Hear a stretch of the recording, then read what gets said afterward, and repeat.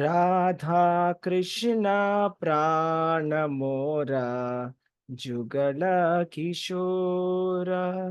రాధా కృష్ణ ప్రాణమోరా జుగల కిశోర. జీవనే మరణే గతి ఆరు నాహి మోరా. రాధా కృష్ణ ప్రాణమోరా జుగల కిశోర. కాళిందీర కూలే కెడి కదంబే రవానా. కాళిందీర కూలే కెಳಿ కదంబే రవానా. రతన బెడిరా ఉపరా బుసబొదు జానా. రాధా కృష్ణ ప్రాణమోరా జుగల కిశోర. లలితా విశాఖాది జత సఖి బృంద. లలితా విశాఖాది జత సఖి బృంద. ఆజ్ఞయా করিব সেবা চরণারবিন্দ. राधा कृष्ण से प्राण मोरा जुगल किशोर. श्री कृष्ण चैतन्य प्रभु दासेरानुदासा. श्री कृष्ण चैतन्य प्रभु दासेरानुदासा. सेवाभिलाषा कोरे नरोत्तम दासा. सेवाभिलाषा कोरे नरोत्तम दासा. राधा कृष्ण स्ति प्राण मोरा जुगल किशोर. राधा कृष्ण प्राण मोरा जुगल किशोर. हरे कृष्णा. సో బాగుంది ప్రభుజీ, చాలా బాగుంది. నేను షార్ట్ గా పాడాను, నేను ఫుల్ గా కూడా పాడలేదు. టైం సమయం పెట్టుకొని ఓకే, దీని ఎక్స్ప్లెనేషన్ షార్ట్ గా చెప్తా. ఓకే, సో చాలా అద్భుతమైన శ్లోకం. ఓకే, రాధాకృష్ణ. చాలా బాగుంది. హరే కృష్ణ. రాధాకృష్ణ ప్రాణమూరా జుగల కిషోర అంటే ఏంటంటే, ఈ రాధాకృష్ణులు దివ్యమైనటువంటి దంపతులు. ఓకే, వాళ్ళకి యాక్చువల్లీ వాళ్ళు దంపతులే, అది మనకి తెలియదు స్టోరీ. మనకి యాక్చువల్లీ ఇది బ్రహ్మవైవర్త పురాణంలో కూడా ఉంది స్టోరీ. ఆ రాధాకృష్ణులు ఇద్దరికి కూడా పెళ్లి జరుగుతుంది. పెళ్లి జరిగి ఎవరు చేస్తారంటే బ్రహ్మదేవుడు పెళ్లి చేస్తాడు. ఎవరు పురోహితుడు అంటే బ్రహ్మదేవుడే పెళ్లి చేస్తాడు. ఇంకా పెళ్లి చేసినటువంటి స్థానం కూడా బృందావనంలో ఉంది. మీరు వెళ్తే గనక ఎక్కడ బ్రహ్మదేవుడు పెళ్లి చేశాడో ఆ పెళ్లి చేసినటువంటి స్థానం కూడా ఉంది. వాళ్ళు దివ్యమైనటువంటి దంపతులు. అయితే వాళ్ళు ప్రేమికులు లాగా, అది ఒక లీల. అది ఒక లీల. అయితే రాధ ఎప్పుడైనా కూడా డీటెయిల్గా చర్చించుకుందాం. అసలు గోపికల బ్యాక్ స్టోరీ ఏంటి, ఎవరెవరు గోపికలు అయ్యారు, ఎలా వచ్చారు అనేది నేను ఎప్పుడైనా మీకు చర్చిస్తాను. ఓకే, అయితే ఇక్కడ రాధాకృష్ణ ప్రాణమోర జుగల కిషోర అంటే వీళ్ళ జుగల అంటే వీళ్ళిద్దరు అన్నమాట. యుగల యుగల అంటే వీళ్ళిద్దరు.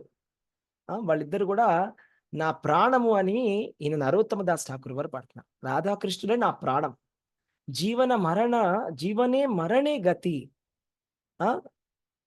జీవనే మరణే గతి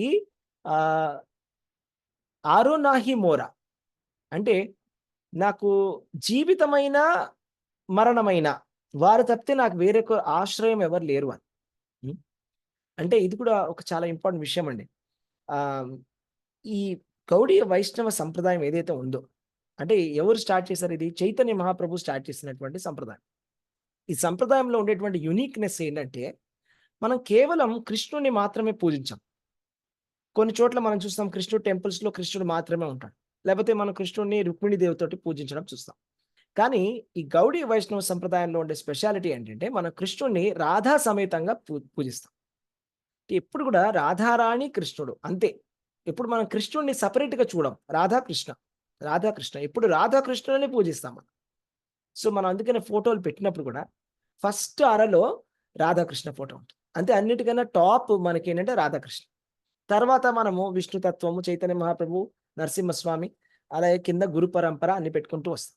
మనకైతే టాప్ ఎవరంటే రాధాకృష్ణ. ఓన్లీ కృష్ణ కాదు, రాధాకృష్ణ కంపల్సరీగా. అయితే ఇక్కడ ఏం చెప్తున్నారంటే, ఇక్కడ కాళిందీర కులేకేలి కదంబీర వన రతన బెడిర ఊపర బొసబో దూజన. అంటే వీళ్ళిద్దరు కూడా యమునా నది ఒడ్డున ఒక చిన్న కదంబ వృక్షాల వనం ఉందంట. కాళింది కేలి తటే కాళిందీర కేలి తటే కదంబేర వన. అంటే కదంబ వృక్షాల యొక్క వనం ఉంది. కదంబ వృక్షాన్ని మీరు చూసారా ఎప్పుడైనా? ప్రభుజీ, మా ఇంట్లో ఉంది ప్రభుజీ. చూసాను వెరీ ప్రభు. నైస్.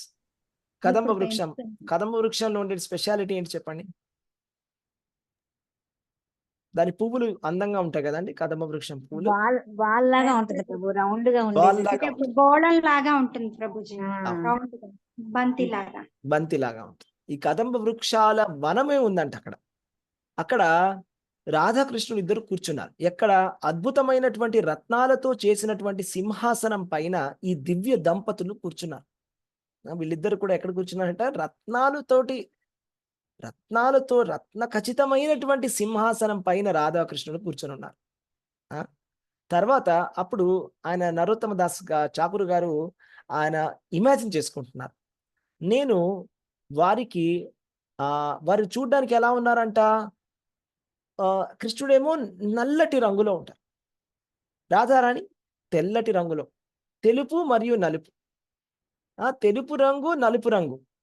శ్యామ గౌరి అంగే దీబో చందనేర గంధ.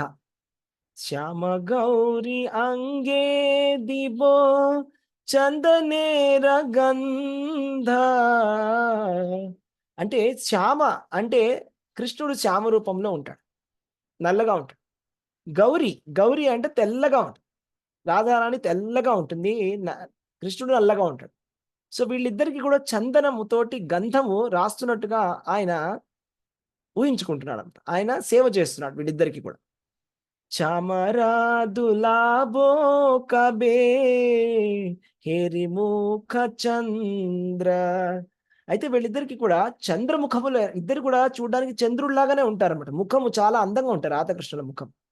వాళ్ళిద్దరికి కూడా ఆ చామరతోటి ఆయన వీస్తున్నాడు. చామర వీస్తూ ఎప్పుడు నేను వాళ్ళ ఈ చంద్రమైనటువంటి ముఖాలని నేను ఎప్పుడు చూస్తాను అని కోరుకుంటున్నాడు. తర్వాత ఇంకొక శ్లోకంలో ఇక్కడ ఏం చెప్తున్నారంటే, గఠియా మలా తీర్మలా దివో దోహార గాలే అధరే తులియా దిబో కర్పూర తాంబూలే. అంటే మాలతి పూల దండలతోటి కలిపి వీరికి మెడలో వేస్తానని ఆయన ఊహించుకుంటున్నారు. అంటే ఒక మాలతి పూలు ఎవరికైనా తెలుసా? తెలుసు ప్రభు, క్రీపర్ లాగా పెరుగుతుంది పైకి అది. అవును. ఆ పూలతోటి ఒక దండను తయారు చేసి వీళ్ళిద్దరు మెడలో ఒకటి వేస్తారు. వేసిన తర్వాత వాళ్ళ అందమైనటువంటి వాళ్ళ ముఖములకి వాళ్ళు చూడడానికి వాళ్ళకి ఏమి ఇస్తారంటే తాంబూలాన్ని అందిస్తారు ఇద్దరికి కూడా అని ఆయన అనుకుంటున్నారు. తర్వాత లలిత విశాఖాది జట సాఖి బృందా. అంటే లలిత విశాఖ అని సఖులు ఉంటారు ఎవరికి? రాధారాణి కన్నా. సో లలిత విశాఖ అనేటువంటి సఖులకి, వాళ్ళిద్దరికి కూడా సఖులు అనమాట. ఎవరికి? రాధారాణి. వీళ్ళు ముఖ్యమైనటువంటి సఖులలో మోస్ట్ ఇంపార్టెంట్ అష్టసఖులు ఉంటారండి రాధారాణికి. అందులో మెయిన్ 2 ఇంపార్టెంట్ లలిత విశాఖ. వీళ్ళిద్దరికి కూడా వాళ్ళ దగ్గర ఆజ్ఞయా కోరిబో సేబా చరణారవింద, వాళ్ళ ఆజ్ఞ తీసుకోవాల్సి ఉంటుంది అనమాట. మన రాధాకృష్ణుల యొక్క పాద పద్మాలను సేవించాలంటే మనం వాళ్ళ ఆజ్ఞను తీసుకోవాలి. కానీ నరోత్తమ దాస్ ఠాకూర్ల వారు ఏమంటున్నారంటే, నేను లలిత మరియు విశాఖ దేవి ఈ ఇద్దరు సఖుల యొక్క నేతృత్వంలో, వారి అనుమతితో నేను రాధా మరియు కృష్ణుల యొక్క పాద పద్మాలను సేవిస్తాను అని చెప్తున్నారు. అంటే మనము కృష్ణ భగవానుడిని సేవించాలి అంటే, రాధాకృష్ణుని సేవించాలి అంటే మనకి లలిత విశాఖ యొక్క పర్మిషన్ ఉండాలి. ఓకే. అలాగే మనకి గురువుల యొక్క పర్మిషన్ ఉండాలి. అందుకనే మనము పూజ చేసేటప్పుడు ఏం చేస్తామో తెలుసా? ఏదైనా ఒకటి సపోజ్ ధూపం చూపించాలనుకోండి. ఫస్ట్ ప్రభుపాద ఫోటో పెట్టుకుంటాం. ప్రభుపాద పర్మిషన్ తీసుకుంటాం. లేకపోతే మన గురు మహారాజ్ ఉంటే గురు మహారాజ్ ఫోటో పెట్టుకుంటాం. పెట్టుకొని గురువు గారి పర్మిషన్ తీసుకొని ఆయన తరఫున నేను చేస్తున్నాను పూజ అన్నట్టుగా చేస్తాం. అంతేగాని నేను చేస్తున్నానని కాదు. ఆ భావంతో చేయాలి. మనము గురువు తరఫున నేను చేస్తున్నాను అనేటువంటి భావనతోటి మనము అన్ని ఈ సేవలను అందిస్తామన్నమాట. మనం కూడా చేస్తున్నాం ప్రతిరోజు. ప్రతిరోజు మీరు కూడా చేస్తున్నారు కదా పూజ. మీరు చేస్తున్నప్పుడు చామర చేస్తున్నారా లేదా మీరు? చేస్తున్నారా? చామర ఉందా ఇంట్లో మీ ఇంట్లో? ఉంది ప్రభుజీ. Very nice. చామర లేకపోతే కనుక తెచ్చుకోండి.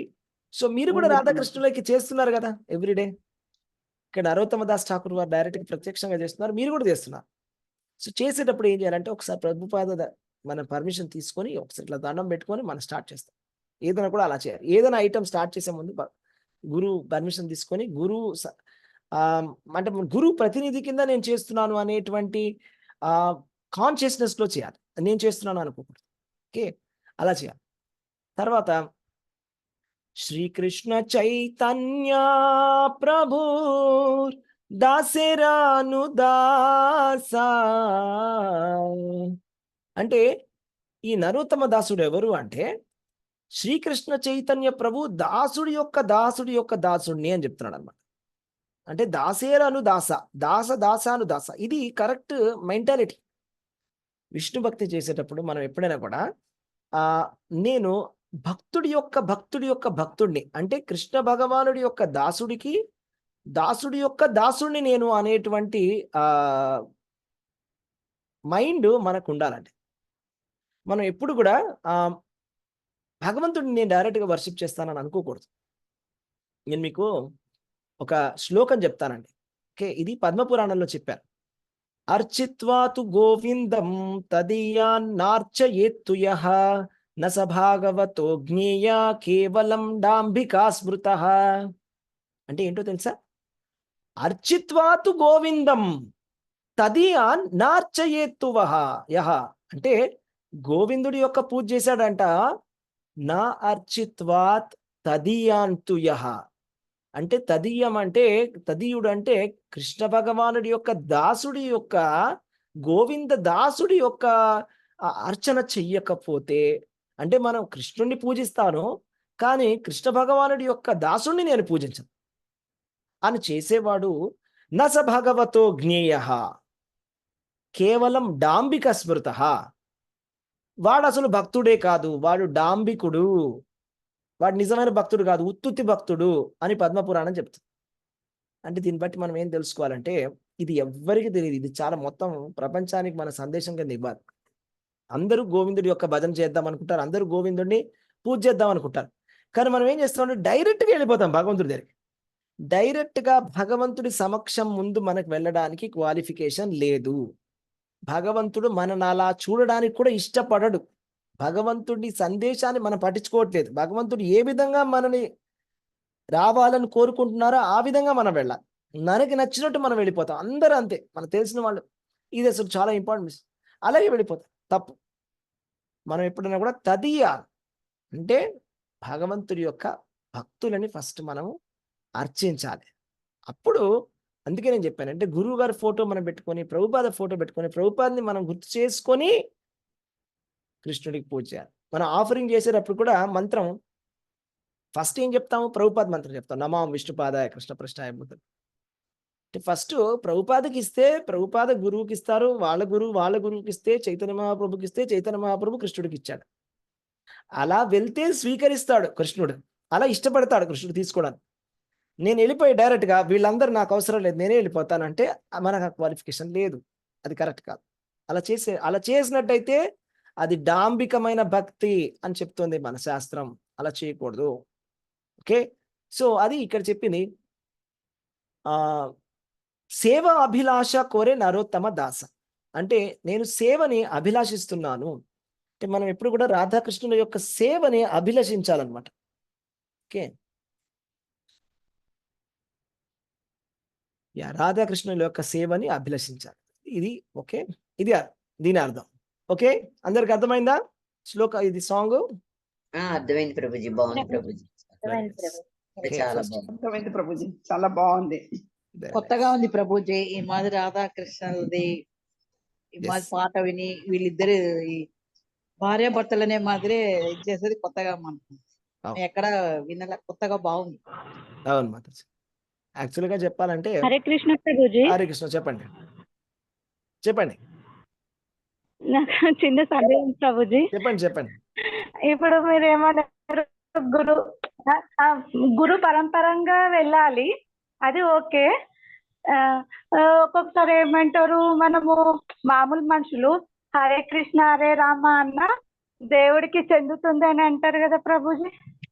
దేవుడు చెందుతుంది. హరే కృష్ణ హరే రామ అంటే కూడా దేవుడు మీ చెందుతుంది. వాయిస్ వినబడట్లేదు ప్రభుజీ. వినిపిస్తుందా? మరి అంటే మనం వెళ్ళాలి, గురువు పరంపరంగా వెళ్ళాలి అన్నారు కదా మీరు. అవును. కృష్ణుడు గురు పరంపర ద్వారానే స్వీకరిస్తాడు ప్రార్థనలని. యాక్చువల్లీ అదే ఫ్యాక్ట్. లేకపోతే వేరే విధంగా మన కృష్ణుడు మన ప్రార్థనలని స్వీకరణ తీసుకోవడం కుదరదు. అంటే తీసుకున్నా కూడా అంత సీరియస్ గా తీసుకోడు కృష్ణుడు. అది ఎలాగంటే సపోజ్ మీరు పోలీస్ స్టేషన్కి వెళ్ళినప్పుడు కంప్లైంట్ రాసిస్తే దాన్ని సీరియస్ తీసుకుంటాం. మీరు జస్ట్ బయటికి వెళ్ళి అరిచారనుకోండి, అయ్యో నాకు ప్రాబ్లం వచ్చింది వింటారు, కానీ దాన్ని సీరియస్ తీసుకోరు. అంతే కదా, అవునా కదా? మీరు లెటర్లో రాసిస్తే సీరియస్. అలాగే సపోజ్ కాలేజ్లో స్టూడెంట్ ఉన్నారనుకోండి, ఎవరైనా అడ్మిషన్ తీసుకొని 10th క్లాస్ పాస్ అయ్యి సర్టిఫికేట్ చూపించి నేను 10th క్లాస్ పాస్ అంటే సీరియస్ తీసుకుంటాను. నాకు 10th క్లాస్లో ఉన్న నాలెడ్జ్ అంతా నాకు వచ్చు అని చెప్తే వింటారు, ఓకే వచ్చి ఉండొచ్చేమో అని వింటారు, కానీ సీరియస్గా తీసుకోరు ఎవరు ఫార్మల్గా. అలాగా అవును ప్రభుజీ. అదే విధంగా ఇది కూడా మనం ఎప్పుడైనా కూడా శాస్త్రీయంగా చేయాలి విధిని.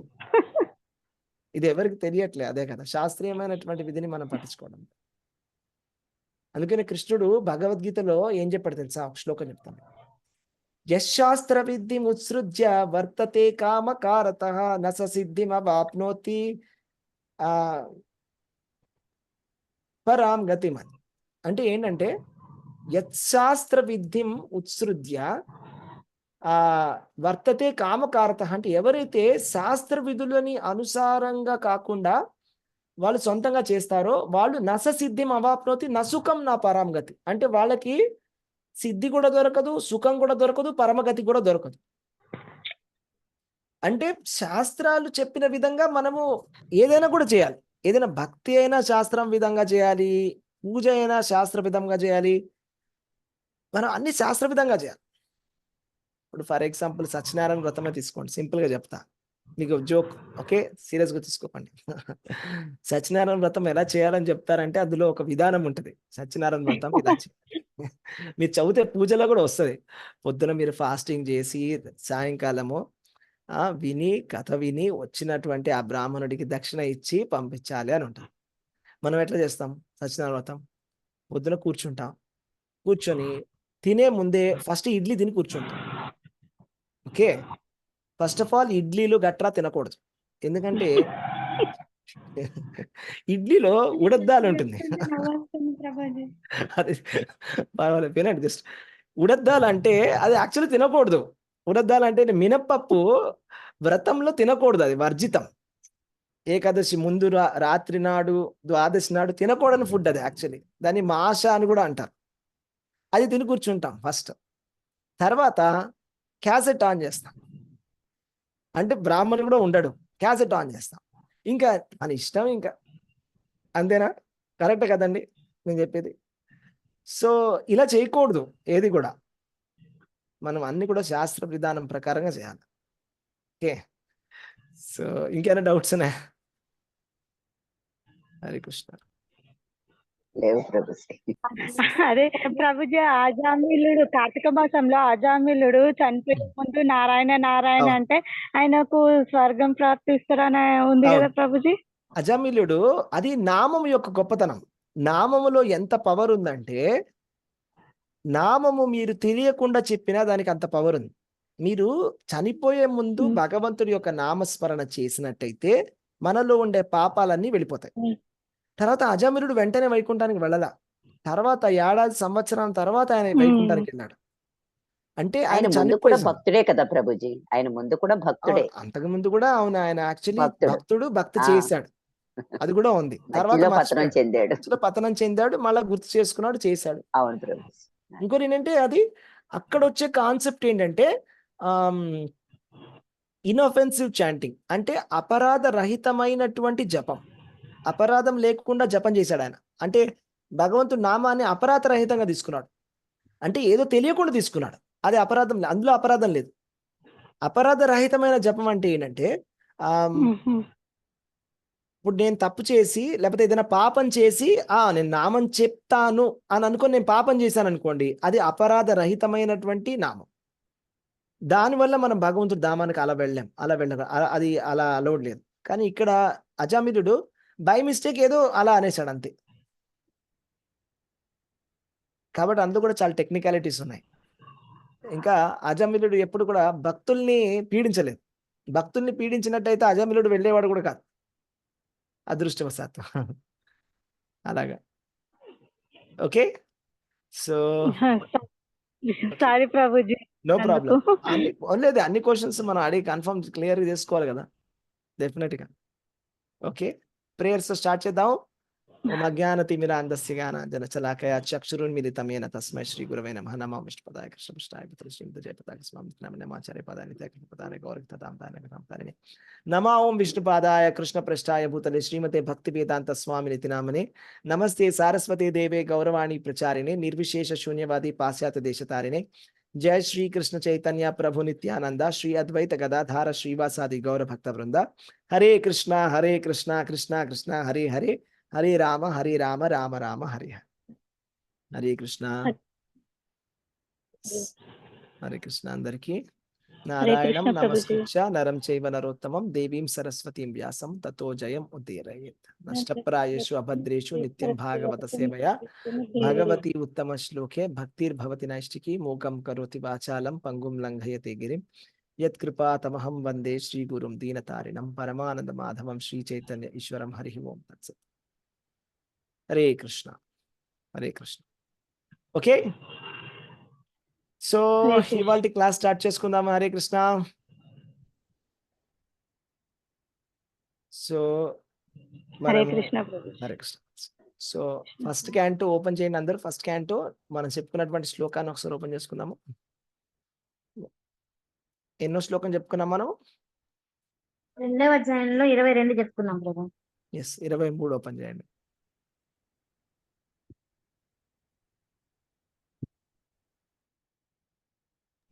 మొదటి స్కందమా ప్రభుజీ?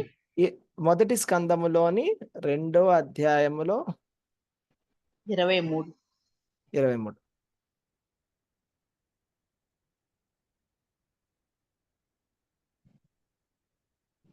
Okay, yes. ఎవరైనా శ్లోకం చదువుతారా? శ్లోకము ట్రాన్స్లేషన్ చదవండి. నేను చదువుతాను ప్రభుజీ. అవుతుందా మాతాజీ? మీకు త్రోట్ ప్రాబ్లం చూసుకోండి. అదే ప్రభుజీ, ఒక్కసారి ట్రై చేస్తాను. హరే కృష్ణ ప్రభుజీ. చదవండి. సత్వం రజస్తమయితి ప్రకృతిర్గుణాస్తైర్యుక్తః పరపురుష ఏక ఇహ స్యాదత్తే స్థితాదయే హరివిరించి హరేతి సంజ్ఞః శ్రేయాంసి తత్ర కులు సత్వతనోత్పణాం స్యుః. హరే కృష్ణ ప్రభుజీ. ఓకే, ఎవరైనా ట్రాన్స్లేషన్ చదువుతారా? ఇది ఫస్ట్ చదువుతానండి ప్రభుజీ. దివ్యుడైన పరమ పురుషుడు ప్రకృతి దిగుణాలైన సత్వగుణము, రజోగుణము, తమో గుణములతో పరోక్షముగా సంగత్వమును కలిగి ఉన్నాడు. భౌతిక జగత్తు యొక్క సృష్టి స్థితి లయము కొరకు అతడు బ్రహ్మ విష్ణు మహేశ్వరులనడి గుణావతారములను స్వీకరించుచున్నాడు. ఈ మూడింటిలో సత్వగుణ రూపమైన విష్ణువు నుండి సమస్త మానవులు పరమశ్రేయమును పొందగలరు. భాష్యము. శ్రీకృష్ణ భగవానునికి అతని ప్రధానాంశములతో సహా భక్తియుత సేవను గూర్చవలనని గత శ్లోకంలో తెలుపబడిన విషయము ఇచ్చట ధృవీకరించబడుచున్నది. దేవదేవుడైన శ్రీకృష్ణుడు అతని ప్రధానాంశములు విష్ణు తత్వాలుగా పిలువబడుదురు. శ్రీకృష్ణ భగవానుని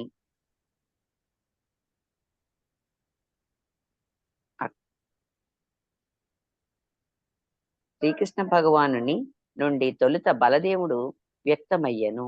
పిదప బలదేవుని నుండి సంకర్షణుడు, సంకర్షణుడి నుండి నారాయణుడు, నారాయణుడి నుండి ద్వితీయ సంకర్షణుడు వ్యక్తములైరి. అటు పిమ్మట ద్వితీయ సంకర్షణుని నుండి విష్ణువు యొక్క పురుషావతారములు వ్యక్తములైనవి. సత్వగుణావతారములైన విష్ణువు ఈ భౌతిక జగమునందు పురుషావతారమై ఉన్నాడు. అతడే క్షీరోదక సాయి విష్ణువు లేదా పరమాత్మగా తెలియబడుచున్నాడు. బ్రహ్మదేవుడు రజోగుణ రూపము కాగా శివుడు తమోగుణ రూపమై ఉన్నాడు. ఈ విధముగా భౌతిక జగమున ఈ ముగ్గురు త్రిగుణములకు అధిష్టాతలై ఉన్నారు. విష్ణువు యొక్క సత్వగుణాకారం అనే సృష్టి ఎనున్నది జరిగి ఉన్నది. దాని నాశము అవసరమైనంతని తమో గుణ రూపమైన శివుడు తాండవ నృత్యము సలుపును. భౌతిక భావనాపరులైన వారే బ్రహ్మ మహేశ్వరులను పూజింతురు. కానీ శుద్ధ భక్తులైన వారు సత్వగుణ ప్రధానుడైన విష్ణువుని అతని వివిధ రూపాలలో అర్చింతురు.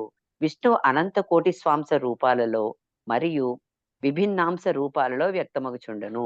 స్వాంశ రూపములు విష్ణు తత్వములు కాగా విభిన్నాంశములు జీవతత్వములై ఉన్నవి. విష్ణుతత్వములు జీవతత్వములు రెండును తమ యొక్క ఆది అయిన ఆధ్యాత్మిక రూపములని కలిగి ఉండును. జీవులు కొన్ని మార్లు భౌతిక శక్తికి ఆధీనులైనను విష్ణుతత్వములు మాత్రము సదా భౌతిక శక్తిని అదుపు చేయగలిగే ఉండును.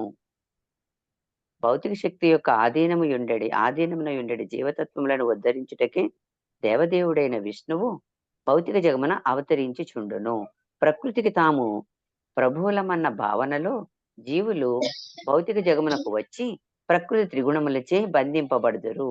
అటు పిమ్మట వారు వివిధ కాలపరిమితి గల ఖైదు శిక్షను అనుభవించుటకు తమ దేహములను మార్చవలసి వచ్చును. భౌతిక జగమునుడి ఈ బందీ గృహము పరమపురుషుని ఆజ్ఞ మేరకు బ్రహ్మచే సృష్టించబడును.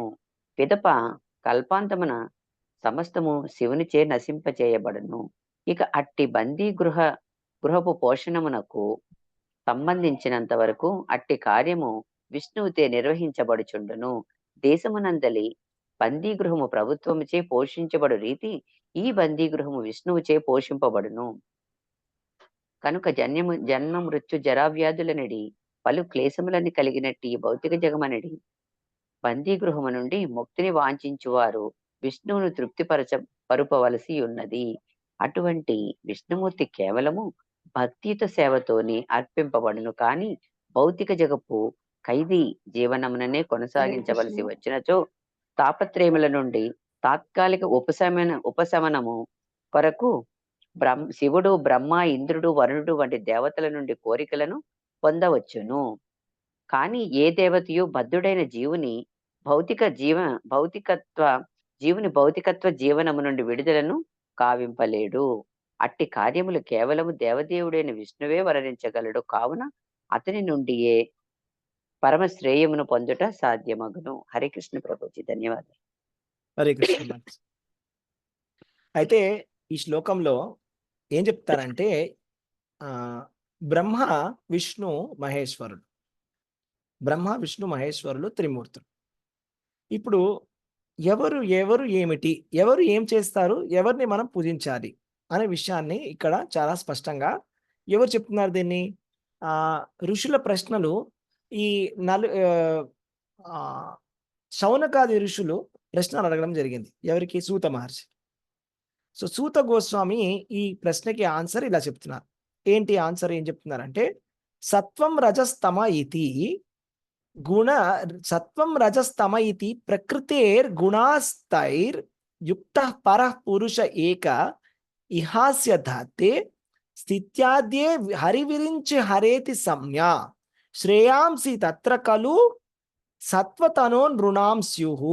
అంటే దీని అర్థం ఏంటంటే దేవాది దేవుడు శ్రీకృష్ణ భగవానుడు ఆ ఈ గుణాలతోటి కలిసి ఉన్నాడు. యాక్చువల్లీ దేవాది దేవుడు శ్రీకృష్ణ భగవానుడు గుణాతీతుడు, అవునా, నిర్గుణుడు. ఆయనకి ఎటువంటి గుణాలతోటి సంబంధం లేదు. భౌతిక ప్రపంచంతో శ్రీకృష్ణ భగవానుడికి సంబంధము లేదు. అందుకనే మనము రాధాకృష్ణులు ఎప్పుడు కూడా గోలోక బృందావనంలో వాళ్ళు రాధాకృష్ణులు ఇంకా గోపికలు వాళ్ళందరూ కూడా వేరే వాళ్ళు దివ్యమైనటువంటి లీలలలో ఉంటారు.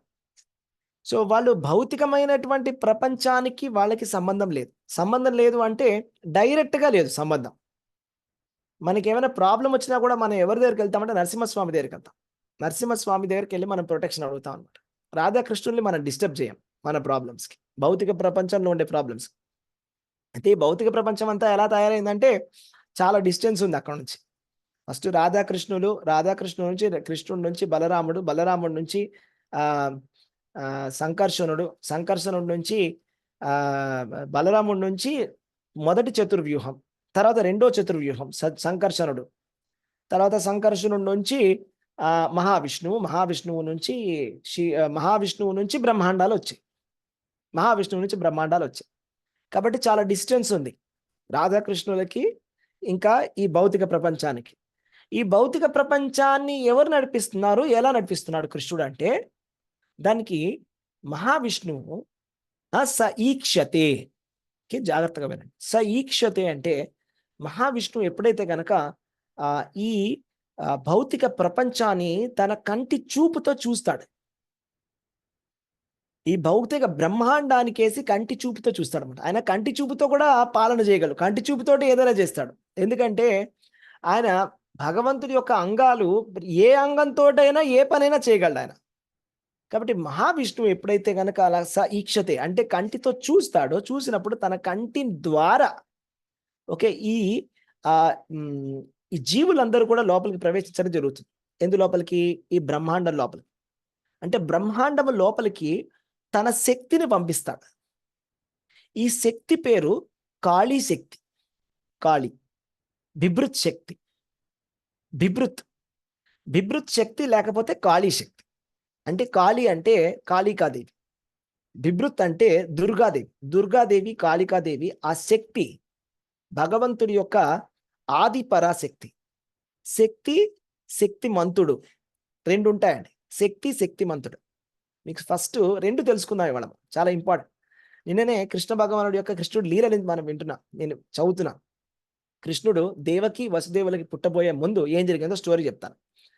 కంసుడు ఆ దేవికి ఏమవుతాడు? అన్నయ్య అవుతాడు. అంటే మరి డైరెక్ట్ కాకపోయినా కజిన్ అన్నయ్య అవుతాడు. తర్వాత ఏం జరిగింది? కంసుడి దేవికి పెళ్ళయింది వసుదేవుడితోటి. అలా వెళ్తున్నప్పుడు ఆకాశవాణి పలికింది, ఒరే మూర్ఖుడా, నీ చెల్లెలి అష్టమ సంతానం, అష్టమ కొడుకు నేను చంపబోతున్నాడని చెప్తా. వెంటనే కత్తి తీసి చంపపోతే వసుదేవుడు ఆపి నాకు పుట్టబోయే పిల్లలందరినీ నేను నీకు ఇచ్చేస్తాను, కాబట్టి నీ చెల్లెల్ని చంపవద్దు అని కోరుకుంటాడు. అలాగే సరే అని వదిలేస్తాడు. పుట్టిన ప్రతిసారి బిడ్డను తీసుకొచ్చి కంసుడు చేతిలో పెట్టారు, కంసుడు చంపడం జరుగుతుంది. కంసుడు కూడా మొదట్లో మొదటి బిడ్డ తీసుకొచ్చినప్పుడు చంపడు. నారదుడు వచ్చి చెప్తాడు. నారదుడు వచ్చి అంటాడు, ఈ దేవతల మాటల్ని నమ్మకూడదు, ఆకాశవాణిలో 8వ గర్భం అని చెప్పారు. 8వ గర్భము కౌంటింగ్ మనకు తెలియదు కదా, మొదటి నుంచా చివరి నుంచా అంటే అవును కరెక్టే అని చంపేస్తాడు. కాబట్టి మనకి డౌట్ రావచ్చు, అదేంటి నారదుడు అంత గొప్ప భక్తుడు కదా, ఆయన ఏంటి ఇలాంటి పాపాన్ని ఎందుకు చేయించాడు అని. ఆయన ఎందుకు అలా చేయిస్తున్నాడు అంటే సో దాట్ కృష్ణ భగవానుడు త్వరగా రావాలని. కృష్ణుడు త్వరగా రావాలంటే ఇతను పాపం చేయాలి, కృష్ణుడికి కోపం రావాలి, లేకపోతే కృష్ణుడు రాడు కదా. ఆయన ఆధ్యాత్మిక ప్రపంచంలోనే ఉంటాడు. కృష్ణుడిని మనం ఆయన రప్పించాలి. కాబట్టి కంసుడు అలా చేస్తాడు, చంపేశాడు. మొదటి కొడుకునే కాదు, 2, 3, 4, 5, 6. తర్వాత ఏం జరిగింది? ఇక్కడ ఏం జరుగుతుందంటే 7వ సంతానం వచ్చేసరికి బలరాముడు దేవకీదేవి గర్భంలోకి ప్రవేశిస్తాడు. దేవకీదేవి గర్భంలో ప్రవేశించినప్పుడు దేవకీదేవి గర్భంలో ఉన్నటువంటి రోహిణీదేవి గర్భంలోకి దుర్గాదేవి ప్రవేశిస్తుంది. అప్పుడు ఏం చేస్తారంటే భగవంతుడు తన యోగమాయ శక్తితోటి ట్రాన్స్ఫర్ చేస్తాడు బలరాముణ్ణి రోహిణీదేవి గర్భంలోకి, ఆ రోహిణీదేవి గర్భంలో ఉన్నటువంటి దుర్గాదేవిని దేవకీదేవి గర్భంలోకి ట్రాన్స్ఫర్ చేసేస్తాడు. అప్పుడు ఏం జరుగుతుందంటే పుట్టినటువంటి ఫస్ట్ బలరాముడు అంతకుముందు అబార్షన్ అయిందని అనుకుంటాడు కంసుడు. తర్వాత ఆడపిల్ల పుట్టిందని తెలుస్తుంది. ఆడపిల్ల పుట్టిందని తెలిసిన తర్వాత వెంటనే ఆ ఆడపిల్లని చంపడానికి వస్తాడు. చంపడానికి వచ్చినప్పుడు చాలా దీనంగా దేవకీదేవి చెప్తుంది అనమాట, అన్నయ్య చంపకు, ఇప్పుడు నాకు పుట్టబోయేటువంటి పాపని నేను నీ కొడుక్కి పెళ్లి చేస్తా, ఓకే అంటే నీ కోడలు అవుతుంది, ఓకే చంపకు, దయచేసి చంపకు అని కూడా ప్రార్థన చేస్తుంది. అయినా కూడా కంసుడు వినకుండా చంపడానికి ఆ పాపని తీసుకొని విసిరేసినప్పుడు ఆ పాప పైకి వెళ్ళి 8 చేతులతోటి దుర్గాదేవి కింద వస్తుంది. ఓకే, దుర్గాదేవి యోగమాయ శక్తి. అప్పుడు రకరకాల లోకాల నుంచి దేవతలందరూ వచ్చి దుర్గాదేవిని పూజిస్తారు, రకరకాల ఆర్టికల్స్ ఇస్తారు. అప్పుడు కృష్ణ భగవానుడు దీవిస్తాడు దుర్గాదేవిని, నిన్నందరూ పూజిస్తారు, ఎవరికైతే కోరికలు ఉంటాయో వాళ్ళందరూ కూడా నిన్ను పూజిస్తారు. ఎవరికైతే దాంపత్య సమస్యలు ఉండేవాళ్ళు యాక్చువల్గా దుర్గాదేవిని పూజించాలి. ఇది మనకి భాగవతంలో కూడా వచ్చింది, దాంపత్య సమస్యలు ఉండేవాళ్ళు. అందుకని లేడీస్ బాగా దుర్గాదేవి వ్రతాలు అన్నీ కూడా ఉంటాయి మన పెళ్లి చేసిన తర్వాత, రైట్. అలాగే శివుణ్ణి పూజించడం అనేది ఏంటంటే కన్యలు పూజిస్తారు. పెళ్లి కాకముందు ఒక మంచి వరుడు కావాలి అనేటువంటి ఉద్దేశంతో శివుణ్ణి పూజిస్తారు.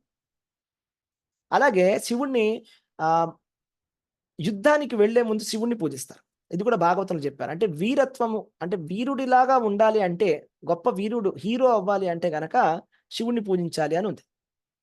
అలాగే ఎడ్యుకేషన్ నాలెడ్జ్ కూడా శివుణ్ణి పూజించాలని ఉంది భాగవతం. ఇవన్నీ ఉన్నాయి. అయితే ఇప్పుడు మనం దుర్గాదేవి గురించి చెప్పుకున్నాం, ఓకే, యోగమాయ శక్తి. అయితే ఇప్పుడు మరి దుర్గాదేవి శక్తి ఆది పరాశక్తి, ఆదిశక్తి, అన్నిటికీ శక్తి. అంటే ఈ భౌతిక ప్రపంచాన్ని నడిపించడానికి కావాల్సినటువంటి శక్తి అంటే మీరు ఇమాజిన్ చేసుకోవచ్చు. ఫర్ ఎగ్జాంపుల్ పెద్ద భూకంపం వచ్చిందంటే ఎంత బలం ఉంటుంది, భూకంపం వచ్చింది అనుకోండి, లేకపోతే ఒక పెద్ద అగ్నిపర్వతం పగిలిందంటే, లేకపోతే విద్యుత్ శక్తి కరెంట్ షాక్ తగిలింది అనుకో, ట్రాన్స్ఫార్మర్లో ఎంత పవర్ ఉంటుంది, లేకపోతే ఒక పిడుగు పడిందని, పిడుగులో ఎంత శక్తి ఉంటుంది, శక్తి. అయితే శక్తిమంతుడు కూడా ఉంటాడు. ఇది వేదాంతమైనటువంటి చర్చ. శక్తి గొప్పదా, శక్తిమంతుడు గొప్పవాడా అని. శక్తి గొప్పదా, శక్తిమంతుడు గొప్పదా అనేటువంటి చర్చ వచ్చినప్పుడు శక్తిమంతుడే గొప్పవాడు అనేది నిర్ణయం. శక్తిమంతుడు అంటే ఎవరు శక్తిని ధరిస్తున్నారో వాళ్ళే గొప్పవాళ్ళు అనేది దాని యొక్క ఇదన్నమాట. శక్తిమంతుడికి ఒక రకంగా అభేదం ఉంది. కానీ ఇక్కడ వచ్చినటువంటి విషయం ఏంటంటే దుర్గాదేవి విభృత్ శక్తి భగవంతుడిలో ఉండేటువంటి అనేకమైన శక్తులలో ఒక శక్తి మాత్రమే. ఎలాగా అంటే వేదాలలో ఏం చెప్పారంటే పరాస్య శక్తిర్ వివిధైవ శ్రూయతే, అంటే ఒకటే శక్తి కాదు భగవంతుడి దగ్గర ఉన్నది. భౌతిక ప్రపంచానికి కావాల్సినటువంటి ఒక శక్తి కృష్ణ భగవానుడు చెప్తున్నాడు అనమాట. మమ తేజోంశ సంభవ, అంటే భగవద్గీతలో మీరు 10వ అధ్యాయం కనుక మీరు చూసినట్టయితే 10th చాప్టర్ చూసినట్టయితే ఆప్షన్స్ 9th చాప్టర్ నేను మీకు శ్లోకం చెప్తాను, భగవద్గీత ఓపెన్ చేసుకుంటాను.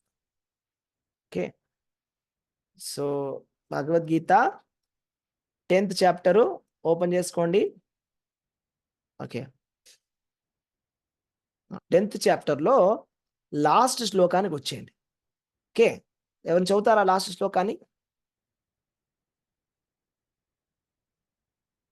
10:42 భగవద్గీత 10వ అధ్యాయంలో 42వ శ్లోకం. హరే కృష్ణ ప్రభు. హరే కృష్ణ చెప్పండి. అథవా బహునైతేవా కిం జ్ఞాతేన తవార్జున ఇష్టాభ్యాసమిదం కృష్ణ ఏకాంకేశేన స్థితో జగత్. కానీ అర్జున, ఈ సమస్తమైన జ్ఞానం యొక్క అవసరం ఏమున్నది? నా ఒక్క అంశ మాత్రం చేతనే నేను ఈ సమస్త విశ్వమును వ్యాపించి పోషిస్తాను.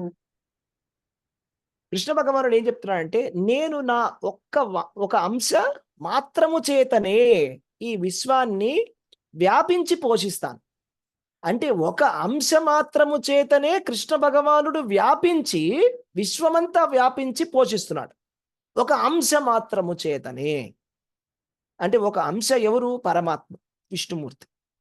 ఒక అంశతోటి పరమాత్మ రూపములో జస్ట్ ఒక అంశతోటే ఆయన మొత్తం విశ్వాన్నంతా వ్యాపించేసి ఆయన పాలిస్తున్నాడు. అంటే ఆయన ఎంత గొప్పవాడై ఉంటాడు?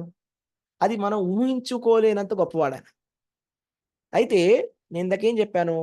ఈ అంశలాగా వచ్చినటువంటి మహావిష్ణువు, ఆ మహావిష్ణువు యొక్క కంటి చూపు నుంచి ఎప్పుడైతే భౌతిక ప్రపంచాలన్నీ వచ్చాయో, ఆయన రోమకూపం నుంచి భౌతిక ప్రపంచాలు వచ్చినప్పుడు, ఆ భౌతిక ప్రపంచం నుంచి వచ్చినటువంటి రోమకూపంలోంచి ఎప్పుడైతే ఆయన కంటితోటి చూశాడో, ఆ చూసినటువంటి చూపులోంచి కాళీ శక్తి వచ్చింది, బిభృత్ శక్తి వచ్చింది. అప్పుడు ఈ భౌతిక ప్రపంచం అంతా కదిలింది. ఈ 16 16 ఎనర్జీస్ అని ఉంటారు, 16 శక్తులు, అవన్నీ కూడా కదులుతాయి. 16 తత్వాలు అవన్నీ కూడా కదులుతాయి అన్నమాట. అలాగే ఆయన కంటి చూపుతోటి ఆ చూసినటువంటి చూపు ఏదైతే ఉందో ఆ చూపే సదాశివుడు. ఆ వచ్చినటువంటి శక్తి ఎవరు అంటే కాళికాదేవి, దుర్గాదేవి. అంటే సింపుల్గా మనం అర్థం చేసుకోవాలంటే, ఈ భౌతిక ప్రపంచాన్ని కృష్ణ భగవానుడు ప్రత్యక్షంగా కాకుండా పరోక్షంగా ఆయన పాలిస్తాడు. ఏ విధంగా పాలిస్తాడు? పరోక్షంగా ఆయన ఈ శివ పార్వతుల ద్వారా ఈ భౌతిక ప్రపంచాన్ని కృష్ణుడు నడిపిస్తున్నాడు. ఇది చాలా రహస్యమైనటువంటి ఇంపార్టెంట్ విషయం. అయితే మీకు చాలా అద్భుతమైనటువంటి ఒక శ్లోకాన్ని చదివి వినిపిస్తాను, బ్రహ్మ సంహితలో అనమాట. సో ఇదేంటంటే, సృష్టి స్థితి ప్రళయ సాధన శక్తి రేఖ ఛాయే వయస్య భువనాన్ని బిభర్తి దుర్గా ఇచ్ఛానురూపమపి చేష్టతే సా గోవిందమాది పురుషం తమహం భజామి. అంటే సృష్టి స్థితి ప్రళయ సాధన శక్తి రేఖ అంటే దుర్గాదేవి యొక్క గొప్పతనం ఏంటంటే, సృష్టి చేయడానికి కావలసినటువంటి శక్తి, స్థితి చేయడానికి కావలసినటువంటి శక్తి, ప్రళయం కావించడానికి కూడా కావలసినటువంటి శక్తి ఎవరు అంటే దుర్గా. మరి ఈ దుర్గాదేవి ఎవరట? ఛాయేవ యస్య భువనాన్ని బిభర్తి దుర్గా. ఛాయ ఏవ అంటే కృష్ణ భగవానుడి యొక్క ఛాయ. ఛాయ అంటే ఏంటంటే చెప్పండి. ఇప్పుడు మనకి నీడకి ఉన్నటువంటి సంబంధం ఏంటో చెప్పండి. ఇప్పుడు నేను మీకు ఒక నీడని చూపిస్తాను. సపోజ్ ఫర్ ఎగ్జాంపుల్ మీకు ఒక ఎగ్జాంపుల్ చూపిస్తాను. ఇప్పుడు ఇక్కడ ఇలా ఉందనుకోండి. ఇప్పుడు మీకు నీడ కనిపిస్తుంది. ఇప్పుడు మీకు ఇక్కడ నీడ కనిపిస్తుందా? ఇక్కడ నీడ, రైట్? ఛాయ. ఇప్పుడు నీడ నా చేతిని కంట్రోల్ చేస్తుందా? చెయ్యి నీడని కంట్రోల్ చేస్తుంది. ఏది దేన్ని కంట్రోల్ చేస్తుంది? కంట్రోల్ చేస్తుంది. చెయ్యి నీడని కంట్రోల్ చేస్తుంది, రైట్? సో ఇక్కడ ఈ శ్లోకంలో ఏం చెప్పారంటే, ఛాయేవ యస్య భువనాన్ని బిభర్తి దుర్గా. మొదటి పోయంలో ఏం చెప్పారంటే, సృష్టి స్థితి ప్రళయ సాధన శక్తి రేఖ అంటే సృష్టిని కూడా, స్థితిని కూడా, ప్రళయాన్ని కూడా నడిపించేది ఆది పరాశక్తి. మీరు ఎప్పుడైనా విన్నారా ఈ విషయాన్ని? సృష్టి స్థితి ప్రళయాన్ని మూడింటిని నడిపించేది ఆది పరాశక్తి దుర్గా అమ్మవారని మీరు విన్నారా ఎప్పుడైనా ఈ స్టోరీని? విన్నాను ప్రభుజీ.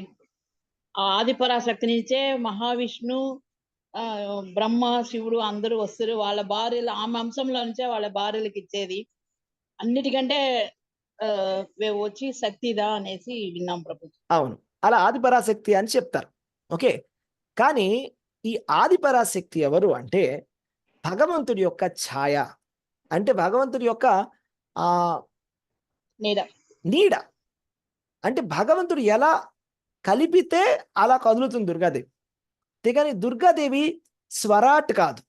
ఇప్పుడు భాగవతంలో మొదటి శ్లోకంలో ఏమొస్తుందంటే, ఓం నమో భగవతే వాసుదేవాయ జన్మాద్యస్య యతో ఇతరతస్తన్మయాత్ అని వచ్చినప్పుడు అక్కడ ఏమని వస్తుందంటే స్వరాట్, అభిజ్ఞ స్వరాట్ అని వస్తుంది. అభిజ్ఞ స్వరాట్ అంటే అన్ని తెలిసినవాడు కృష్ణుడు. స్వరాట్ అంటే చాలా ఇంపార్టెంట్ పదం అది. స్వరాట్ అంటే ఆయనని కంట్రోల్ చేసేవాళ్ళు ఎవరు లేరు, ఆయనే అందరినీ కంట్రోల్ చేస్తాడు.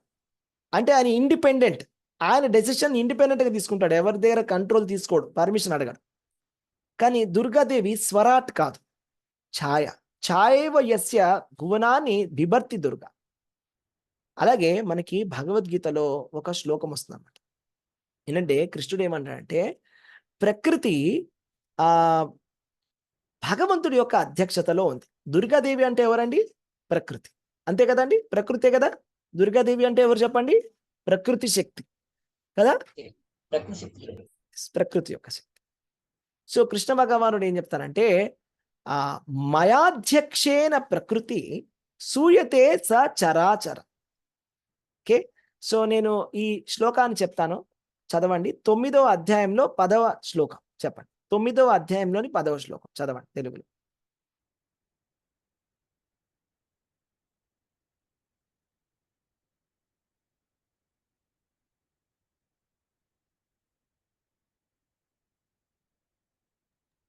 చదువుతున్నాడు బ్రదర్ ఎవరన్నా? ఎన్నో శ్లోకం ప్రభుజీ? 9వ అధ్యాయంలో 10వ శ్లోకం. హరే కృష్ణ ప్రకృతి సూయతే సచరాచరం హేతునానేన కౌంతేయ జగద్వీపరన పరివర్తతే. హరే కృష్ణ. ఓ కుంతిపుత్ర, నా శక్తులలో ఒకటైన ఈ ప్రకృతి నా ఆజ్ఞ మేరకు పనిచేస్తూ సమస్త స్థావర జంగమ జీవులను సృష్టిస్తున్నది. దాని నియమానుసారమే ఈ జగత్తు మళ్ళీ మళ్ళీ సృష్టించబడుతుంది, లయింపబడుతుంది. హరే కృష్ణ ప్రభు. అది మీరు చాలా జాగ్రత్తగా వినండి, మళ్ళా చెప్తాను. మయా అధ్యక్షేన ప్రకృతి. మయా అంటే నా యొక్క, అధ్యక్షేన, అధ్యక్షత అంటే ఏంటి? నా కంట్రోల్లో. మయా అధ్యక్షేన ప్రకృతి సూయతే సచరాచరం అంటే ఈ చరాచర జగత్తు కూడా ఎవరి యొక్క అధ్యక్షతలో నడుస్తున్నది? కృష్ణ భగవానుడి యొక్క అధ్యక్షతలో నడుస్తున్నది. హేతునానేన కౌంతేయ జగద్భిర్ పరివర్తతే. ఆ విధముగా ఈ సృష్టి స్థితి లయం జరుగుతోంది. ఎవరి అధ్యక్షతలో జరుగుతోంది సృష్టి స్థితి లయ? అవును, సృష్టి స్థితి లయకి కావలసినటువంటి శక్తి దుర్గాదేవి బిభృత్ శక్తి, కాళీ శక్తి.